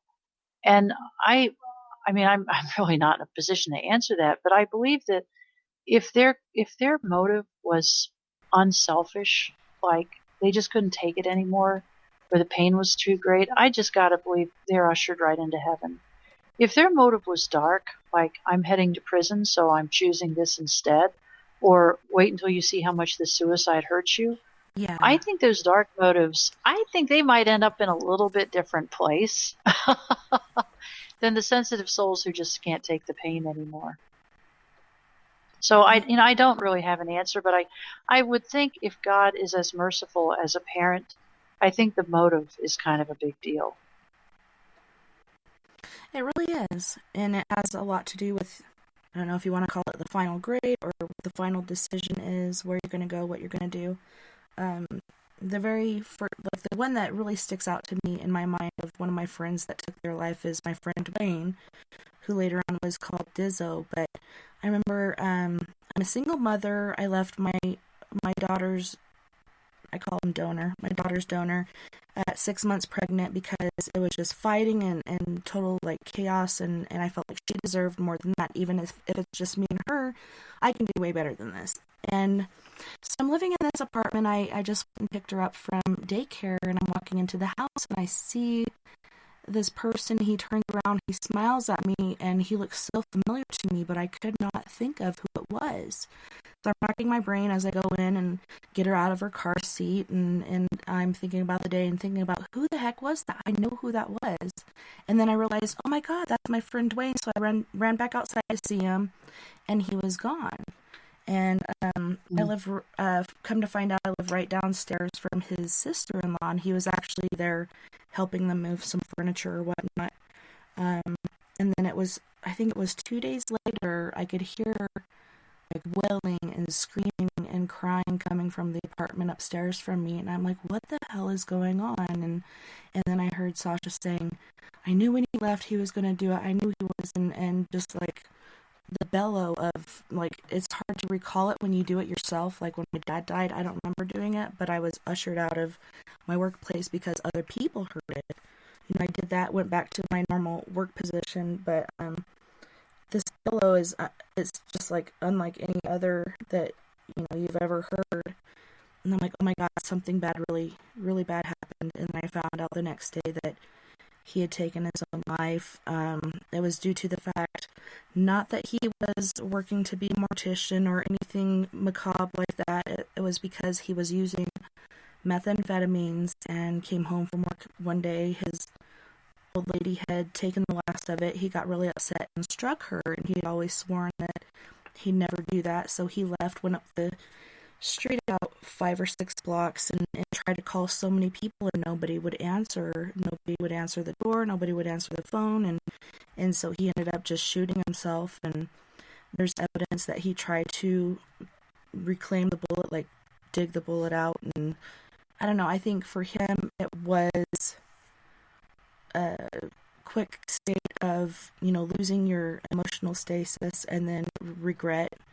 And he felt like, he was going down the wrong path, and that was, I don't know, his only option. I could just imagine how lonely he felt. So I felt so bad, like, that I saw him. I didn't recognize him till I finally came to the realization, hey, that was Dwayne. Ran back out to find him, and, everybody just had that survivor's guilt. And it's just, when people talk about taking their own lives, I try to recount my experiences I've gone through with losing friends to that, and how it doesn't make the pain go away. It just kind of passes it on to the next person. Yeah, there was a show on NBC called The Blacklist with Red Reddington, and he gave an analogy. I don't know who the writer of the show is, but he did a great job. He gave an analogy of what suicide is like, and it's absolutely hands down the best I ever heard. He said it's like a suicide bomber that has all the TNT or explosives strapped to his vest. And he said those closest to the suicide bomber are destroyed. They're literally eviscerated and destroyed. Those a few rings out are permanently damaged. And he said, and the people even several feet away have shrapnel, and they'll never quite be the same again. And I thought, boy, that is a beautiful analogy. Because as part of this, I've met so many people who've lost somebody to suicide and heard so many stories. And pretty much without exception, they're all heartbreaking. And they're on par with mine. I mean, mine is, people go, oh, it's so sad, it's so awful. Not really. It's pretty typical.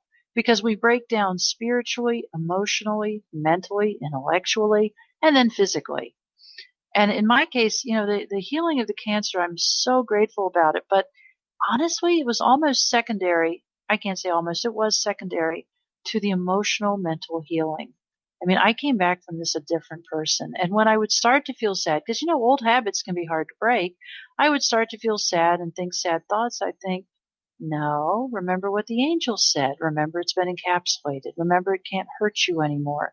I mean, it was such a new path out of all that darkness and all that pain and all that sadness. And that's probably bigger than the medical facet. That's probably the number one reason I'm writing this book, is because it's my goal is to help others find their own path out of the darkness of suicide. And like I said at the beginning of the show, if you lose somebody very, very, very close to you to suicide, the odds are good you're going to be suicidal. And that's just that's a mess. I mean, at some point it has to stop. At some point somebody has to say, we're not doing this. And there's also something I prayed about specifically was generational curses. Suicides tend to run in family lines. And there was a history of suicide in my own family line. So when I came back from this, I felt very alerted to pray about generational curses being broken. And that was big too. That was a huge deal. But I think it is so important to spread the word and share that with others and try to help them through this process, because at the point of when a person is planning on committing suicide, they generally don't brag about it. There are no telltale signs. Sometimes there's not even a goodbye note. It's where they're at the point of no return. They feel like they've hit rock bottom and there's no other way out, which I know there is. And I kind of feel like had I just continued on with my life after my abusive relationship, the only way that I felt that I had out was joining the military. I always swore that I would not do that because I've never trusted the government, but they take you away from your friends and your family and everybody that you thought you had before, and it makes you feel like you have nowhere to go. And I'm kind of figuring, well, they tear you down and build you back up.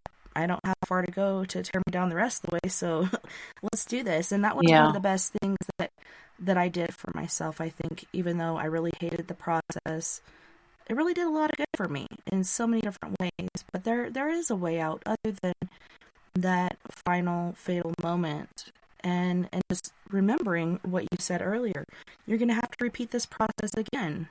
It's not really worth it to take that out. And a lot of people talk about it as a cowardly way. It takes a lot to do that, I don't know. They really do have to be at the end of their rope in order to do that. It's a very sad place to be. Well, I had read, after my husband's suicide, I read a lot of NDE accounts of people who had been returned from suicide.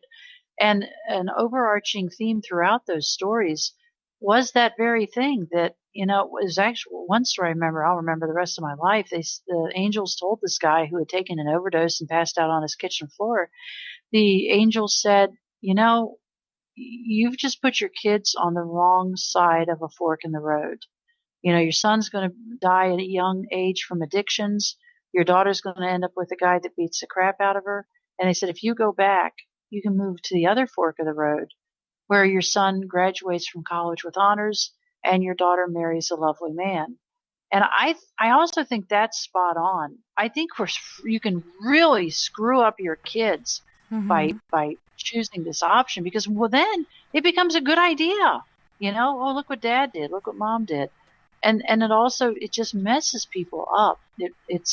I know that I was liberated. And something else you said, and this is partly apocryphal, but in my own case, when I actually made a decision as to how to end my life and what ammo I would use and where, the whole thing, I would actually engage in this fantasy, indulge in this visualization again and again and again and again and again. When life got too hard and the pain overwhelmed me, I would think about putting that gun to my temple and how good it would feel. And I mean, I know that sounds screwed up, but you do get to that place. And when you repeat it again and again and again and again, you've done it so many times mentally that actually doing it is just a natural continuation. And it's damn dangerous when you get to the place that the gun on your temple feels good. And I do believe it's somewhat dark or demonic or whatever you want to call it. But my point is, I was seeing a psychiatrist and a therapist at this point, and this was summer of 2018, weeks before my NDE. And they always say, well, Rosemary, do you have any thoughts of self-harm? Or you have any ideas of wanting to end your life? And I would always say, oh, gosh, no. Oh, good heavens, no. I wouldn't do that to my family. I would never think of such a thing. Right. So I was serious, and I didn't tell anybody what I was thinking because I knew if I told anybody, they'd try to stop me. And I didn't want to be stopped. Right. And so this whole again, emphasizing the suicide prevention, nobody could have stopped me. The thing that stopped me, so many people have said, well, why did God do this? Why did you get brought back? Why did you get brought back healed? And I really believe I put a lot of prayers into my husband. I tried to pray for myself, probably wasn't very effective, but I had a lot of people praying for me. And I think it was God saying, you know what? This isn't a good ending for Rosemary. That the husband kills himself. She goes into a pit of despair. She ends up with cancer. And by the way, the cancer that I had, it's believed, came from an STD that my husband gave me. So that I think God was just saying, this is not how you end. You know, you get a better ending than this.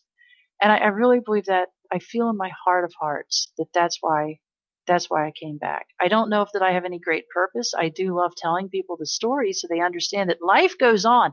I got zero doubt that life goes on. I mean, you can dismiss all the NDEs you want, but the fact is, before I died, I was screwed up mentally, emotionally, and I had stage 2 cervical cancer diagnosed by multiple tests and 2 physicians. I come back and it's all gone. I mean, something very dramatic happened when I bled to death. And there's no denying that. I have 387 pages of medical documentation that says it was here and then it's gone. So, you know, the naysayers can do what they want, say what they want. I have no doubt of how these events unfolded and that life goes on and that God can heal anything and that I died, went to heaven, and got healed. I have zero doubt. And I know it's hard for people to say, well, why? Why did this happen? At times it's really hard to see in the moment why this particular thing happened. But years later, you look back and be like, oh, that's what it was. Now I understand. You know, Yes. You have to go through the process. It's a learning process. And you will eventually know what that reason was. No matter how good or bad the effect was, you will discover later on that was actually for the betterment of you and for you to, you know, kind of stack up those Legos or build yourself and help Yes, others. and absolutely, and that was something a friend shared with me in the early days after my husband's suicide. She said one of her early prayers, she had a sibling that had ended their life, and it's very hard on families. And something this woman told me was she'd written something on a piece of paper and put it on her wall that said, God, please help me heal so that I can help others heal. And so I wrote that and I put that on my wall well before my NDE. And something I said in my book, and I mean this to the depths of my soul, if I had the life that I thought I wanted of, marrying a guy and living happily ever after and having a love affair for 62 years and, we die within weeks of each other, if I had that life that I really, really wanted, I wouldn't have a story. I wouldn't have an inspirational story to tell people that, hey, I got proof that when we die, we go somewhere. I got proof that healing can happen. I got proof that I died and went to heaven and came back healed. I got the proof. So I wouldn't have a story to tell. And we love the story of the Egyptians getting marched to the Red Sea, and then the Red Sea parts, and then Pharaoh's, and they make it safely to the other side, and Pharaoh's army drowns in the Red Sea. Threat is eliminated, problems over. We love that story. But when you're the Egyptian being marched down to the Red Sea and Pharaoh's army's hot on your tail, it's freaking terrifying. Mm-hmm. And I don't know that I would ever want to go through this again. If I'd even then, if I'd known the big plan, I think I would have opted out because it was harder than hell. And when I got diagnosed with cancer, I lost my mind. I just couldn't believe I was going through this. I just couldn't believe it. But then, when you get to the other side of it, you get through the Red Sea, you get to the other side and you see the the fear and the terror, ends up drowned in the Red Sea, you're like, you know what? That's a hell of a story. That's a story that's not only going to help me, but it's going to help a lot of other people too. But yeah, when you're being marched down to the Red Sea, it's terrifying. And I was terrified and mad and upset and discouraged and all of that. But you're a warrior. Just look at you. All you've been through. It's amazing. I don't know. I feel like a lot of us are. We're warriors out there. We've been through so much. We shouldn't even be alive right now. Here we are. Or sane. Right. Yep. Indeed. And yet these days, my friends, my closest, nearest, and dearest friends, are the ones who've also been through crap. They've also been marched down to the Red Sea and lived to tell the tale. Sorry, we have a little visitor. Little Lily came in and brought Blue, the black, hairy German Shepherd pup. But on that note, we do have to go to our second music break. Muppet. He is a Muppet. He looks like, if you remember Fraggle Rock, he's got that crazy little hairdo going on. He looks I like do. Yeah, he looks like a little Fraggle Rock member. I call him Frazzle Rock because he frazzles me, really. But if anyone out there is dealing with any sort of suicidal feelings, you feel like you want to hurt yourself or someone else, or you just feel like you don't have anybody to talk to, just know that you can call the National Suicide Prevention Lifeline at 1-800-273-8255. That's 1-800-273-8255. So on this music break, we have Mia Savage once again. She's going to be singing The Bottom Line, Let Me Be Your Home, and Miriam Crypto. This break is exactly 16 minutes long. You guys don't go anywhere. We'll be right back after this musical break.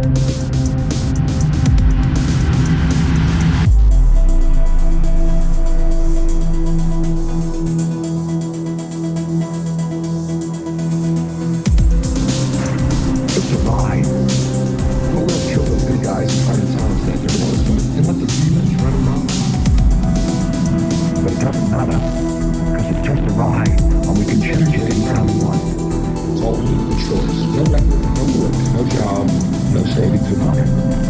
Just a choice right now between fear and love.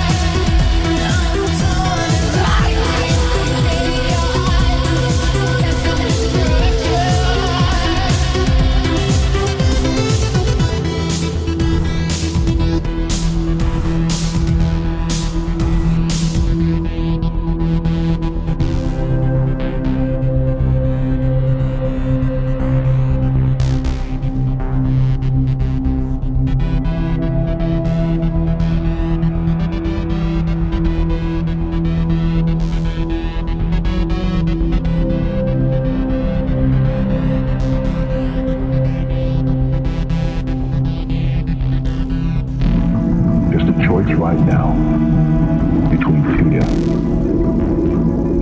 and love.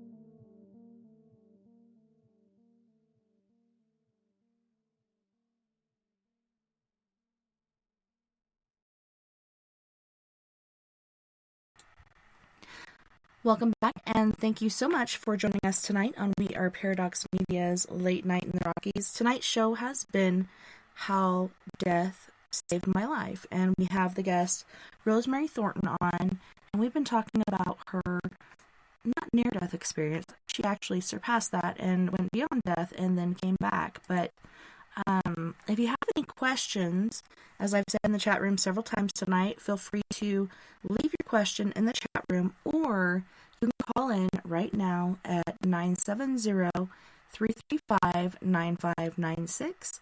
That's 970-335-9596. Well, welcome back, Rosemary, and thank you so much for coming in and sharing your experience with us tonight.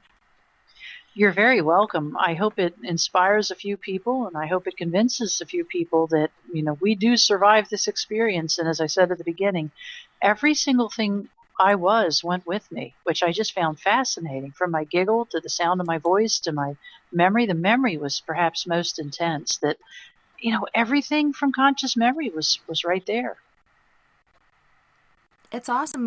And as far as the scientific field goes, I read so many different articles pertaining to the paranormal and life after death and whatnot. And, they've actually done studies recently, within the last year, I call it recently, but where they still see that little ball of energy at the base of like the brainstem in the spine, and that stays around supposedly at least quite a while after the body passes, after our vessel is gone. There's no more heartbeat, no more, mind waves or any sort of anything going off on any meters. They find this little ball of energy within a person's unit that becomes something else. I think we are all energy, and we just continue to be energy. I think we're spiritual beings having a human experience, but it's pretty intriguing. It is. And, something we haven't really talked about a lot, pardon me, but I was 59 years old when this happened, and I literally bled to death. I lost so much blood, my heart stopped. The odds of a 59-year-old woman coming back from this experience with no lingering after effects, no cognitive decline. In fact, frankly, I feel like my brain got supercharged. I didn't come back as Rosemary V2. I came back as Rosemary V29. I came back so just so changed in every way. And the odds of somebody coming back my age with no organ damage, no nerve damage, no nothing, are infinitesimally tiny. One of the things that happened, a friend of mine came into the hospital room about 16 hours after my death, after I came back, and he said that my feet from about mid-calf down were very, very, very dark blue. So 16 hours out, my circulation had still not been fully restored. And I actually asked an ER nurse, I said, how long can your feet be pretty much black before there's damage? And she said, how long were yours that color? I said, well, I'm told they were a very dark blue for about 16 hours. And she said, then I'd say 16 hours, because you know what? It's pretty incredible that you came back from this with no lingering side effects. And she told me in her ER they had resuscitated a kid in his mid-20s that had bled to death from something internal, but he bled to death and they got him back. But she said he was dead about 36 hours later, because when you bleed to death, there's so much damage to everything that it's even if they can get the heartbeat going again, that's not enough. So she said he died because of the ancillary damage to his body. So it's pretty much I'd go so far as to say, in terms of the medical world, a miracle.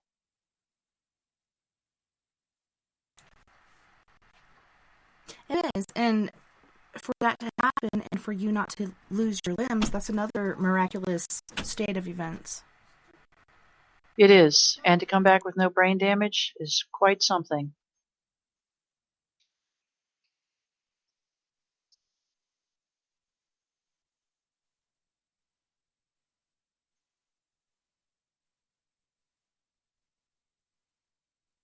You still there, Tessa?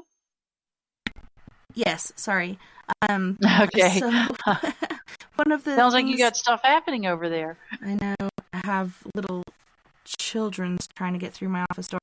And I muted my mic so you wouldn't hear that. But one of the talking points that came through that I wanted to talk about, and I just said this, but I was muted, so It's Nolan voice.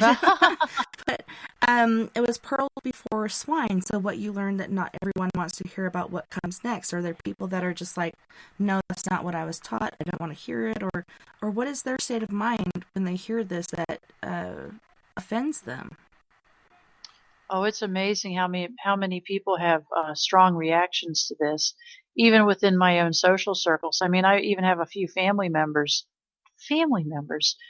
who believe I made this up. And I'm like, well, here's 387 pages of documents to say I didn't, and they don't want to see it. It's really. There's a story about a girl named Annabelle Beam. Have you ever heard of her? Sounds She familiar, had a yes.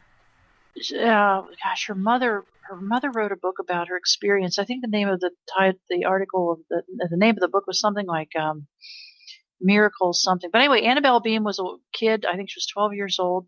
She had a chronic debilitating disease that was causing her to literally waste away. She was not able to digest food normally. And then she had a terrible accident. She fell into a hollowed out cottonwood tree on the family farm and was there for hours before they could rescue her.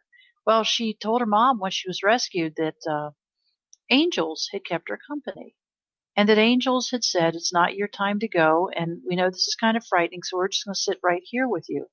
So they stayed with her, and as I recall, she saw Jesus and had a pretty profound NDE.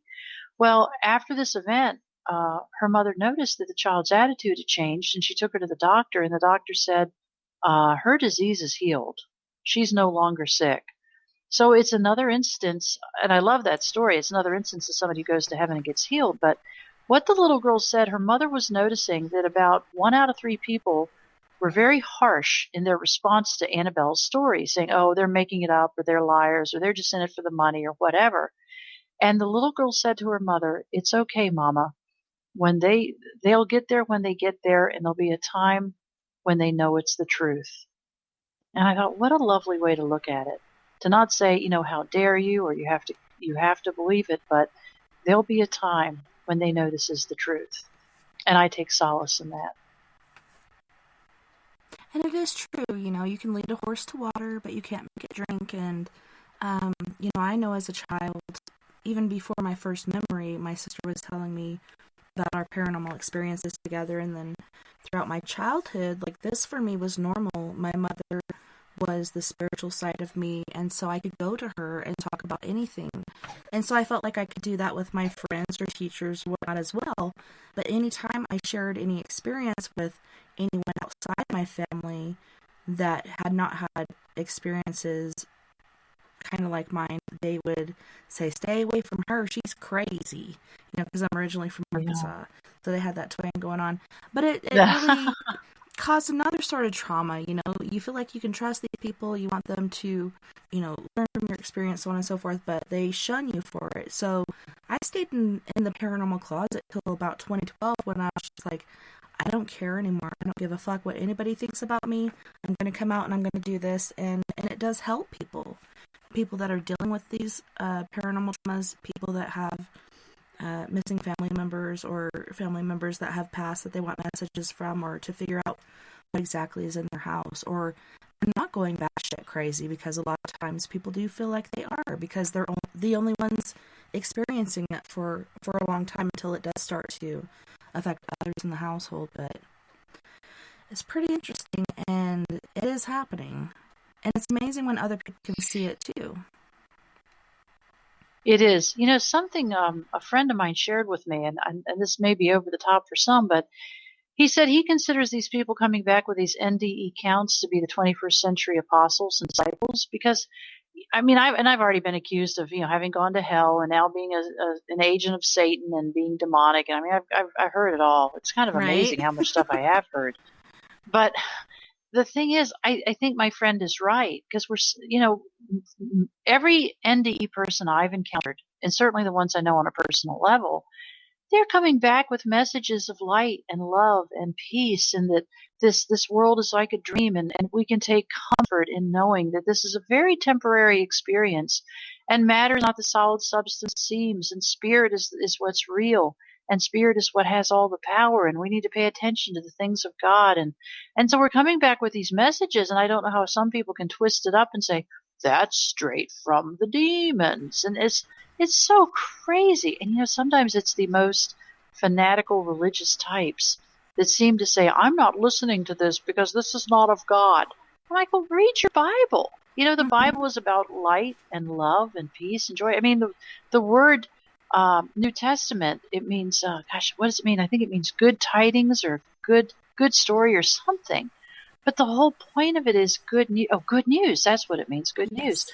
The whole point of it is we're coming back with good news. And the negative NDEs are, I think about 10 to 15% of NDEs are negative that tell of pain or hell or something very dark. So the message is overwhelmingly positive. It really is. And I wish people were more prone to embrace it. It seems like believing in God or believing that there's more to this life has become very, very old-fashioned even.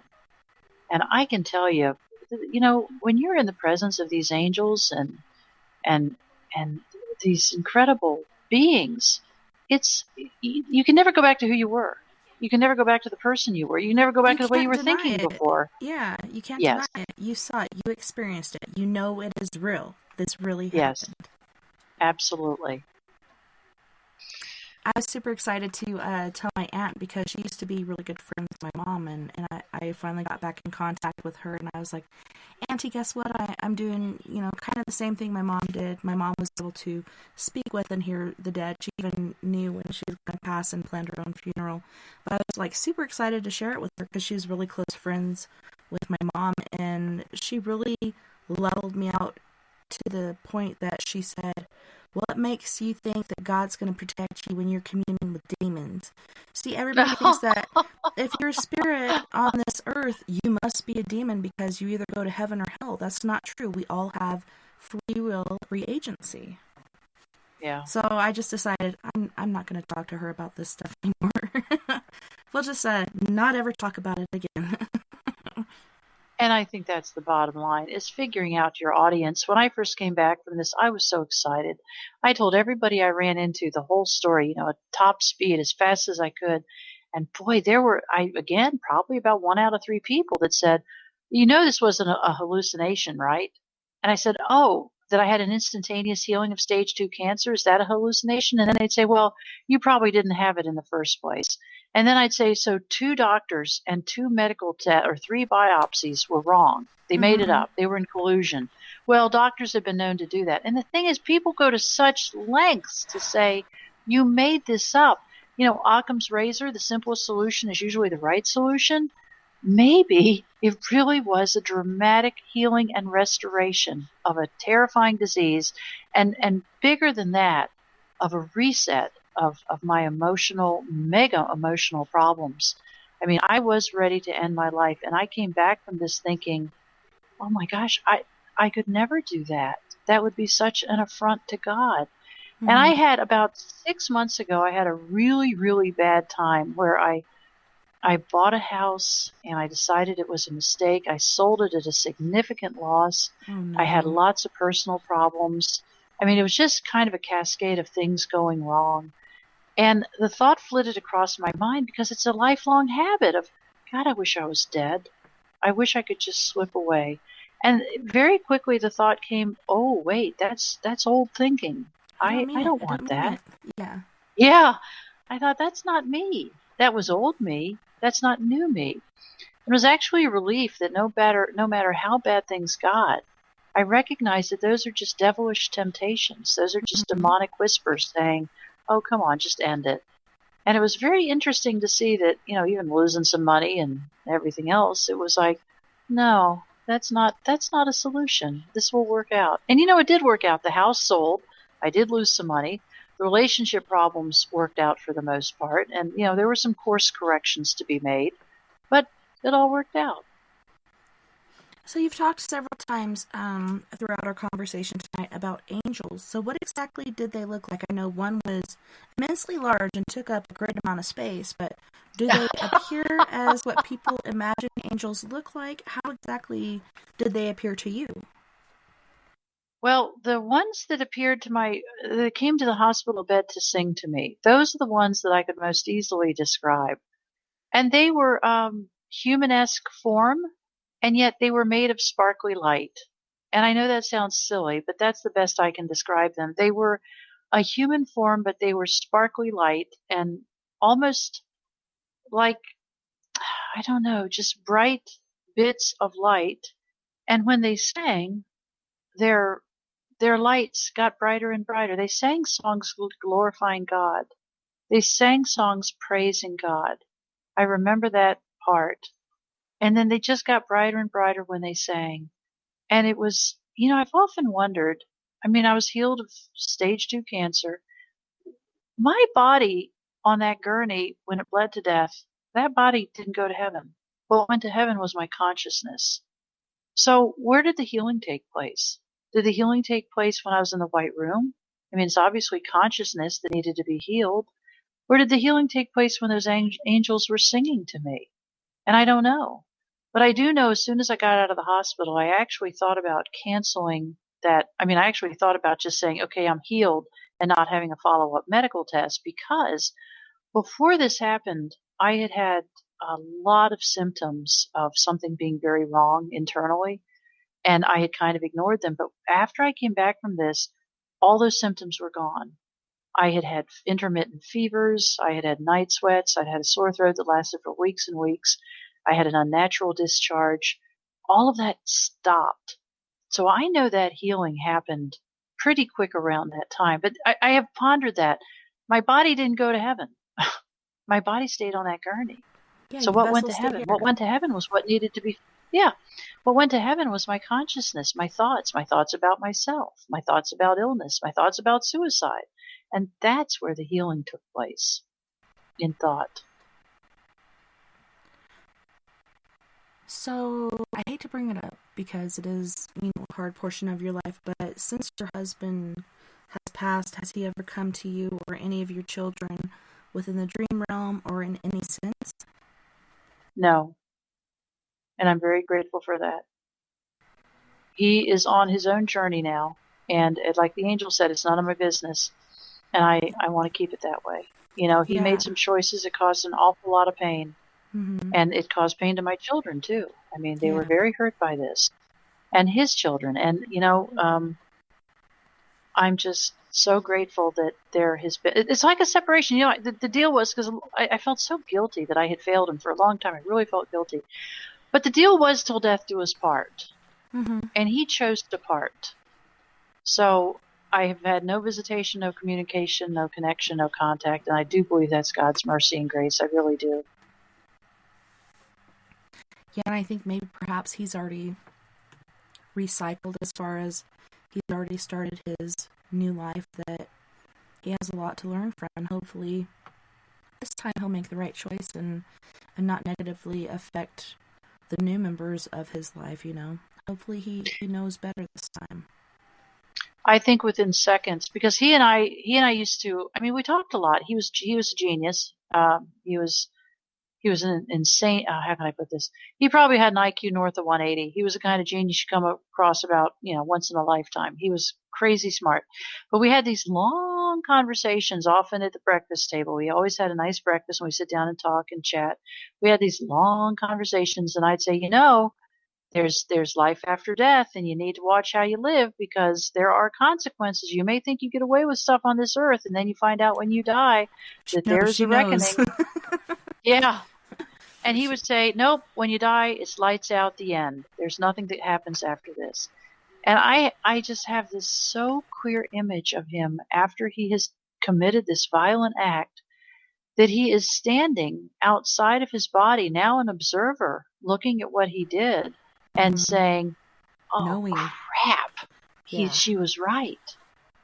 And who knows what came next, but I have no doubt that there were consequences for his actions, and I don't know what they are, but I know you don't get away with stuff. He thinks he was pulling a fast one, maybe. I don't know what he thought, but I do know that he thought that when you die, that this body's just an organic mechanism, and when life ceases, consciousness ceases. So I know when, after he pulled the trigger, that he was kind of looking around saying, shit, Rosemary was right. She was so right. I should have listened to her. She's always right. Yeah. So I'm betting that was a surprise for him. Most likely, and it's funny because I have a friend, we refer to him as Jack Mackerel because he wants to go out near this lake in Arizona and put out some mackerel fish meat and attract the dog man. So we call him Jack Mackerel, but his name is actually Dan. And he has had, I believe, 5 different heart attacks, a few open heart surgeries, different things going on. And he's like, every time this happens, it's just black. It's just darkness. Nothing ever happens. I can't believe there's something on the other side because nothing ever happens to me. And I'm like, I don't think it's your time to even know any of that. I think when it's your time, you will know. You will see what's going on the other side, but it's not your time yet. So nothing is happening. Like you said, a lot of people talk about the light at the end of the tunnel or multiple essence of colors. Like there's so many different experiences on the other side, but for the most part you were in the dark until you no longer were. So it's pretty intriguing, the different things that do happen, but I think one day he will finally see and know there is something on the other side. Yeah, I have a buddy who also had a heart attack and had to be resuscitated with electricity, and he also had no memorable experiences. So I don't know. I don't know why I had mine. Maybe it's because I spent a lifetime studying. Maybe it's because God knew me being a writer. I'd share the story with others. But I don't know why some remember and some do not. I don't know the math on that. I know that in my case, the memories, even when times get tough, the memories of being in that white room, or the memories of having this being say to me, you're the image and likeness, I'm the original.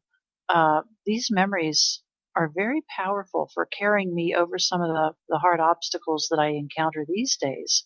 So the experience was, I can't even say it's a blessing. It was transformative, and it remains transformative. It just keeps being a blessing in my life. So I don't know how I had that blessing of remembering so many details, but I do. Yeah, I like to call your thing an ADE, an actual death experience. Huh. I've had a near death experience. I've had an NDE where I was about to die. At one point I fishtailed on this road where many people have died. At this point in my life I was very careless and reckless. I didn't really care whether I lived or died at this point.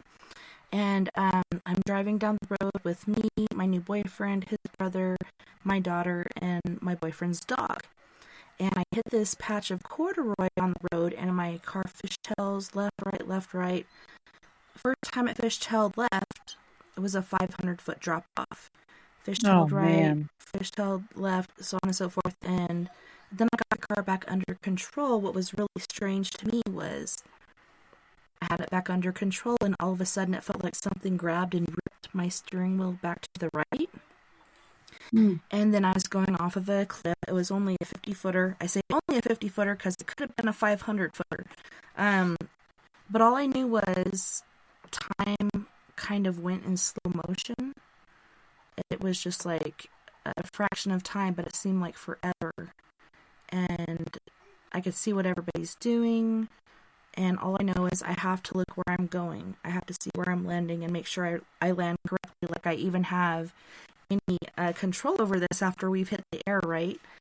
I see where we're going to land, and then as soon as the nose of the car hit, I closed my eyes, and we hit and tumbled a couple times and came to upside down. I had always carried a knife in my pocket for this exact experience because my mother died in a car accident. I was always afraid of being stuck in a car in my seatbelt and not able to get out, so I always carried a knife.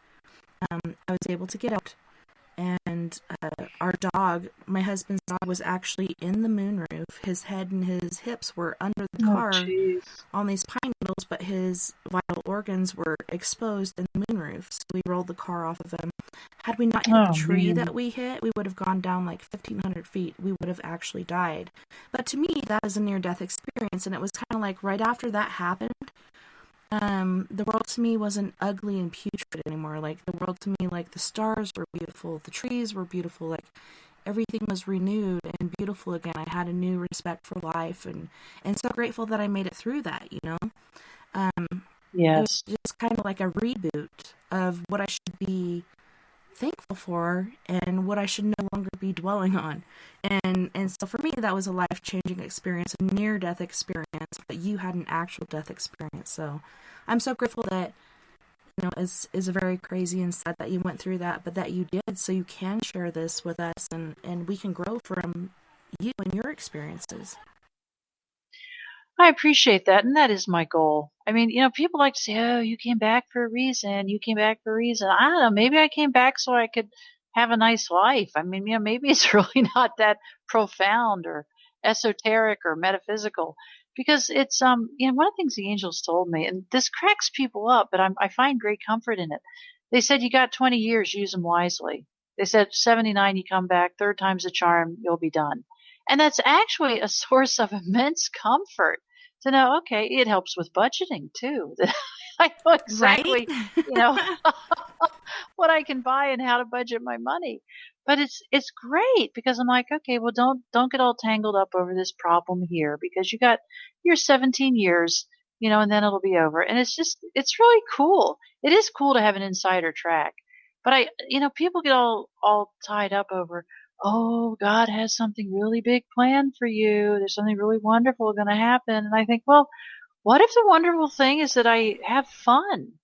When I came back from this, so this happened September 5th.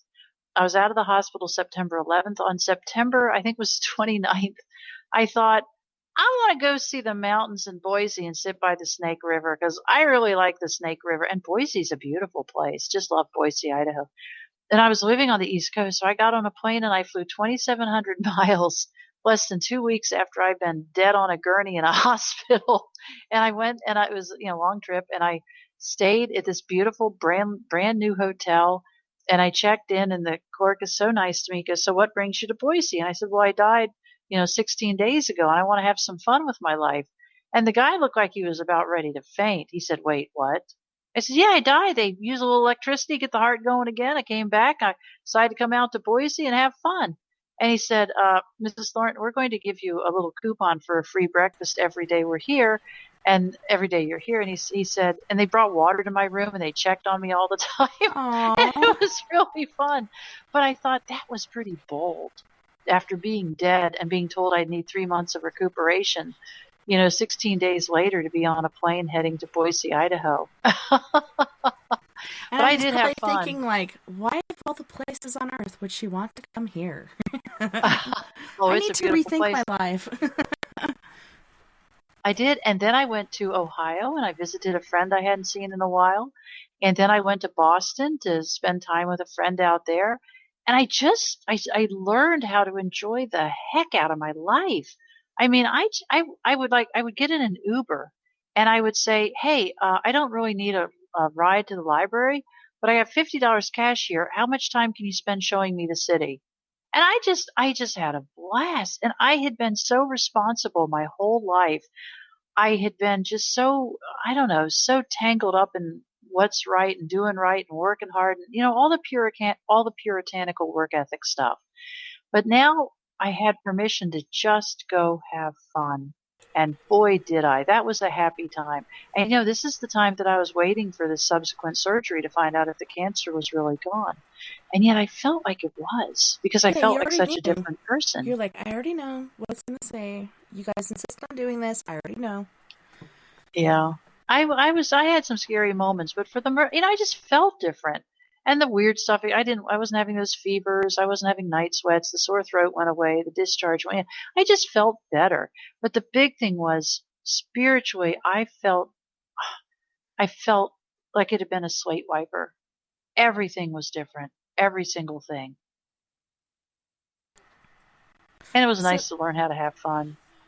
yes, have fun, enjoy life. My big brother Greg, he's always been the very carefree, funny portion of our family, but he kind of buckled down, settled down, and was more of a serious figure in life. And I was just like, this is not my brother Greg. Like, when's he gonna come back? And so now he's left this, I think he's left this most recent relationship, and he's like, it's not about income, it's about adventure. Adventure is what really makes life sweet. And it's true. Like, we are spiritual beings having this human experience. We need to experience it, not, be under the thumb of Uncle Sam and do the push and grind and do all this other bullshit that's out there for us to think that we have to do. We do have other decisions we can make, especially once our kids are grown, Then all you have to think about is really yourself. But there's so much out there. It's amazing. There is, and the other consequence of this was I had always been, I was really studying and on track to become a professional curmudgeon, or whatever the female equivalent of that is. I like being around old people. And when I came back from this, I realized I liked young people. They are fun. They have a new way of seeing the world. You can learn so much from a young person. And I felt younger when I was with them. So I started befriending like people in their 30s and 40s, and I would learn how to have fun with them. And it was so interesting to just start hanging out with young people instead of saying, oh, look at those tattoos, look at those piercings, look at the way they live life. Oh, they are not behaving in a moral manner.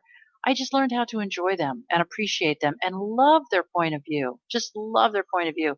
And that was kind of a surprise too. Well, it's true. It's new energy, new perspectives, new viewpoints. That's what I love about these chat rooms. There's people, okay, BTO, same age as me, had a different perspective on life. He said, when we're born, we're kind of fractured. Our soul kind of fractures into these different stained glass pieces or whatnot, and you have to go and gather them throughout your life. To me, made a lot of sense. I'm not going to be here and say I know everything about life and what it should be. I love hearing other people's stories and learning from them. So once again, I have to say I'm so grateful for you being here and sharing your experience. But yeah, there's so many different perspectives. So many different perspectives. And there's also, back to the original point, there's so many NDE experiences. I have come to realize, I thought it was very formulaic, but I've come to realize, I think NDE experience, actual death experience, temporary death, whatever you want to call it, I think they're customized. I don't think any two are quite the same. And I think when I go to my final, when I have number 3, the last one, I think it's going to be probably pretty different from this one. I think that God is creative enough to come up with something new. Yeah, I kind of feel like you're not going to go through the dark as much as you did before. I think it's going to be brighter sooner. There's going to be more of a kaleidoscope sort of thing going on. It's going to be beautiful. It is either way, but I think it's going to be sooner than it was before. And you were just enjoying the whole experience anyways. You didn't care that it was dark. You felt that presence. You had so many different things happening. It was amazing.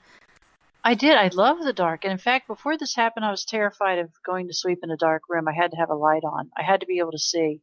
After this happened, I love to sleep in a room that's absolutely pitch black. And where I live with my brother, it is absolutely pitch black at night. So you can't see your hand in front of your face. And I love it because it reminds me of being in that blackness. And like I said, that blackness was actively comforting me.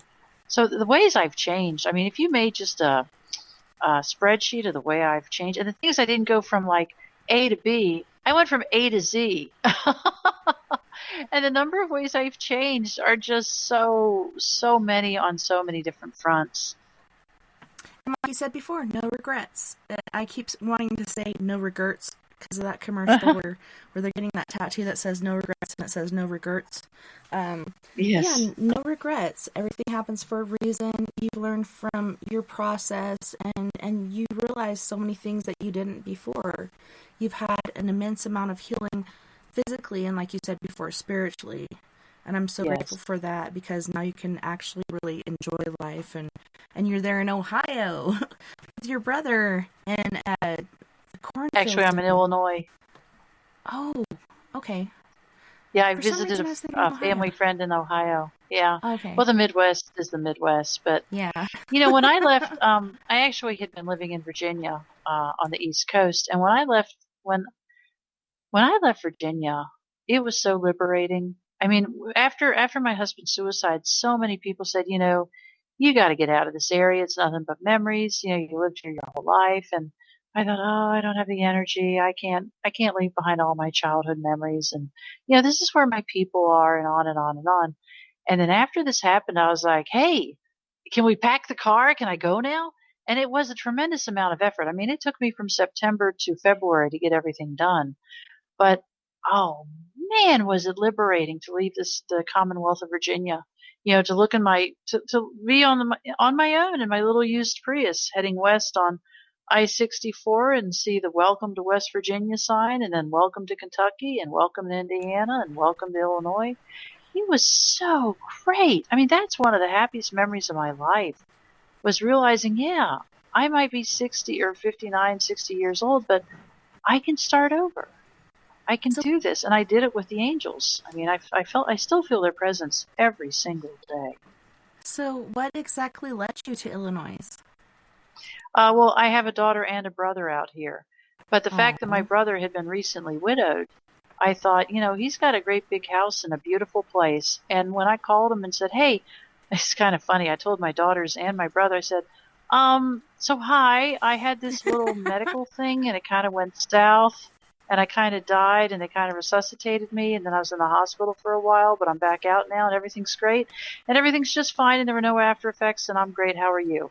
And they said, wait, what? You're like, I'm back. So when I told my brother, yeah. And when I told my brother that, I said, I have to start a new life and can I come live with you? And he said yes. And then it worked out so nice because he was lonely and I was lonely. He has a great big house and, you know, all the rooms were furnished. So I didn't need a thing. So it was just amazing. I mean, I went from leaving all my refrigerator stuff with Dee Dee, the buyer of my home, to walking into a house that was absolutely 100% ready for me. You know, and the Bible says, I think it's Exodus 23:20, behold, I send an angel before you to bring you into the place which I have prepared for you. Mm-hmm. I mean, that worked for Dee Dee, who walked into my house that was all ready for her with some furniture and all the food. And then I walked into my brother's house that was all ready for me and had everything I needed, including some food. So my life has just gotten so much nicer. And I love living in the Midwest, as I said, but also it's a chance for a fresh start. I'm not the woman, you know, I'm not the woman who had the tragedy. I'm not the screwed up, scared, messed up, screaming obscenities woman who gets terrified when a door slams shut. It really was the right thing to do. Well, where one door closes, another one will open. But the hallways are a bitch. That's right. Watch out for that door stopper thing that's like made of cast iron. You'll step your toe on that. You definitely have to be aware of your surroundings. Oh my goodness. Yes. So you have written 9 books. Would you like to tell our listeners what books you have written, where they can find your books, and where they can find you if they do in fact have questions they don't feel comfortable asking in front of everyone else? Yeah, my email, well, if you go to my website, I actually have 2. One is temporarydeath.com. That's my website that is affiliated with the NDE, and there's a contact the author thing. My book should be out in a couple months. I've hit some snags. I've realized I need to, you know, honestly, I when I reread the book, I realized there's still some bitterness in there toward my husband. I thought, you know, that's not the story. I don't need to talk about that stuff. So I'm editing it one more time. And then my other website is searshomes.org, and that's SEARS, like Sears and Roebuck, Homes.org, because that's my thing. I write about the old Sears catalog homes of the early 20th century. That was what my granny's house was the damn Sears house. Like, you order this from the Sears catalog and your house arrives and you put it together. And I'm like, seriously, you bought your house from the Sears catalog? Yep. That's amazing.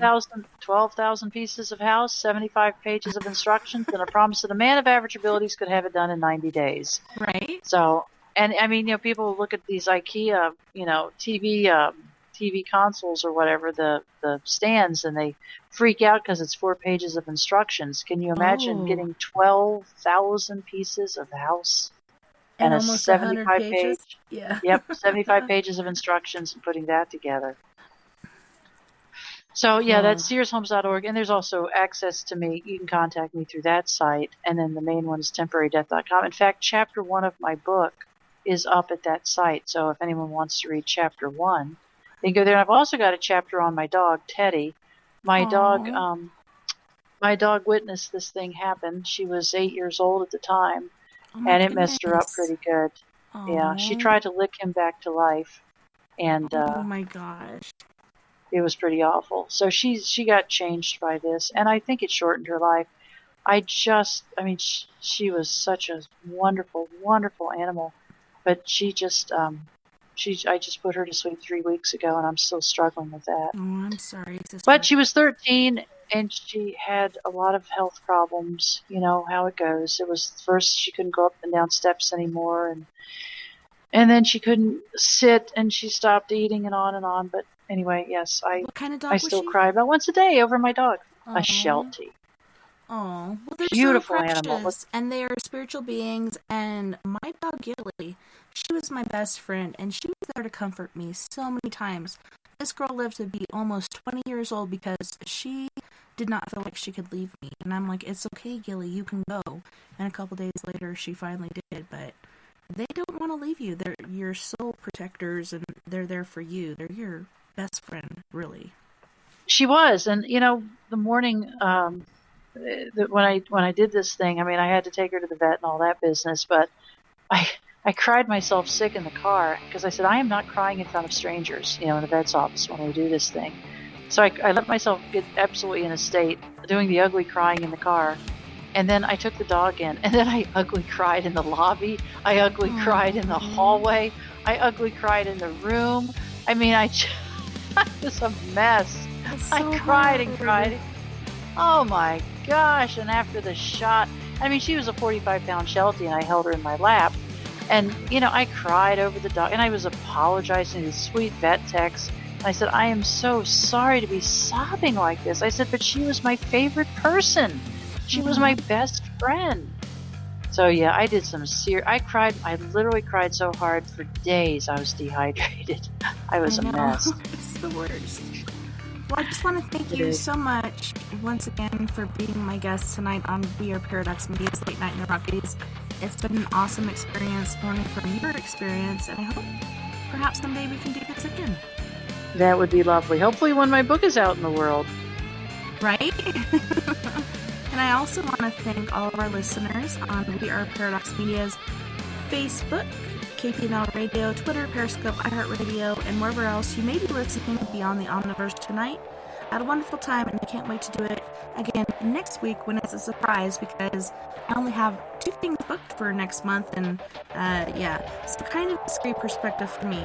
But you guys, don't forget, we are all in this together. Together we can make the world a bit better, and together, my friends, we are Paradox Media, because without you, there is no us. And what is your website again, Miss Leslie? Or, I'm sorry, Miss Mary? Rosemary. That's okay. It's a long night, isn't it? It's temporarydeath.com. So you guys make sure you go check that out. And if you have any questions, hit her up. She's more than ready to answer your queries.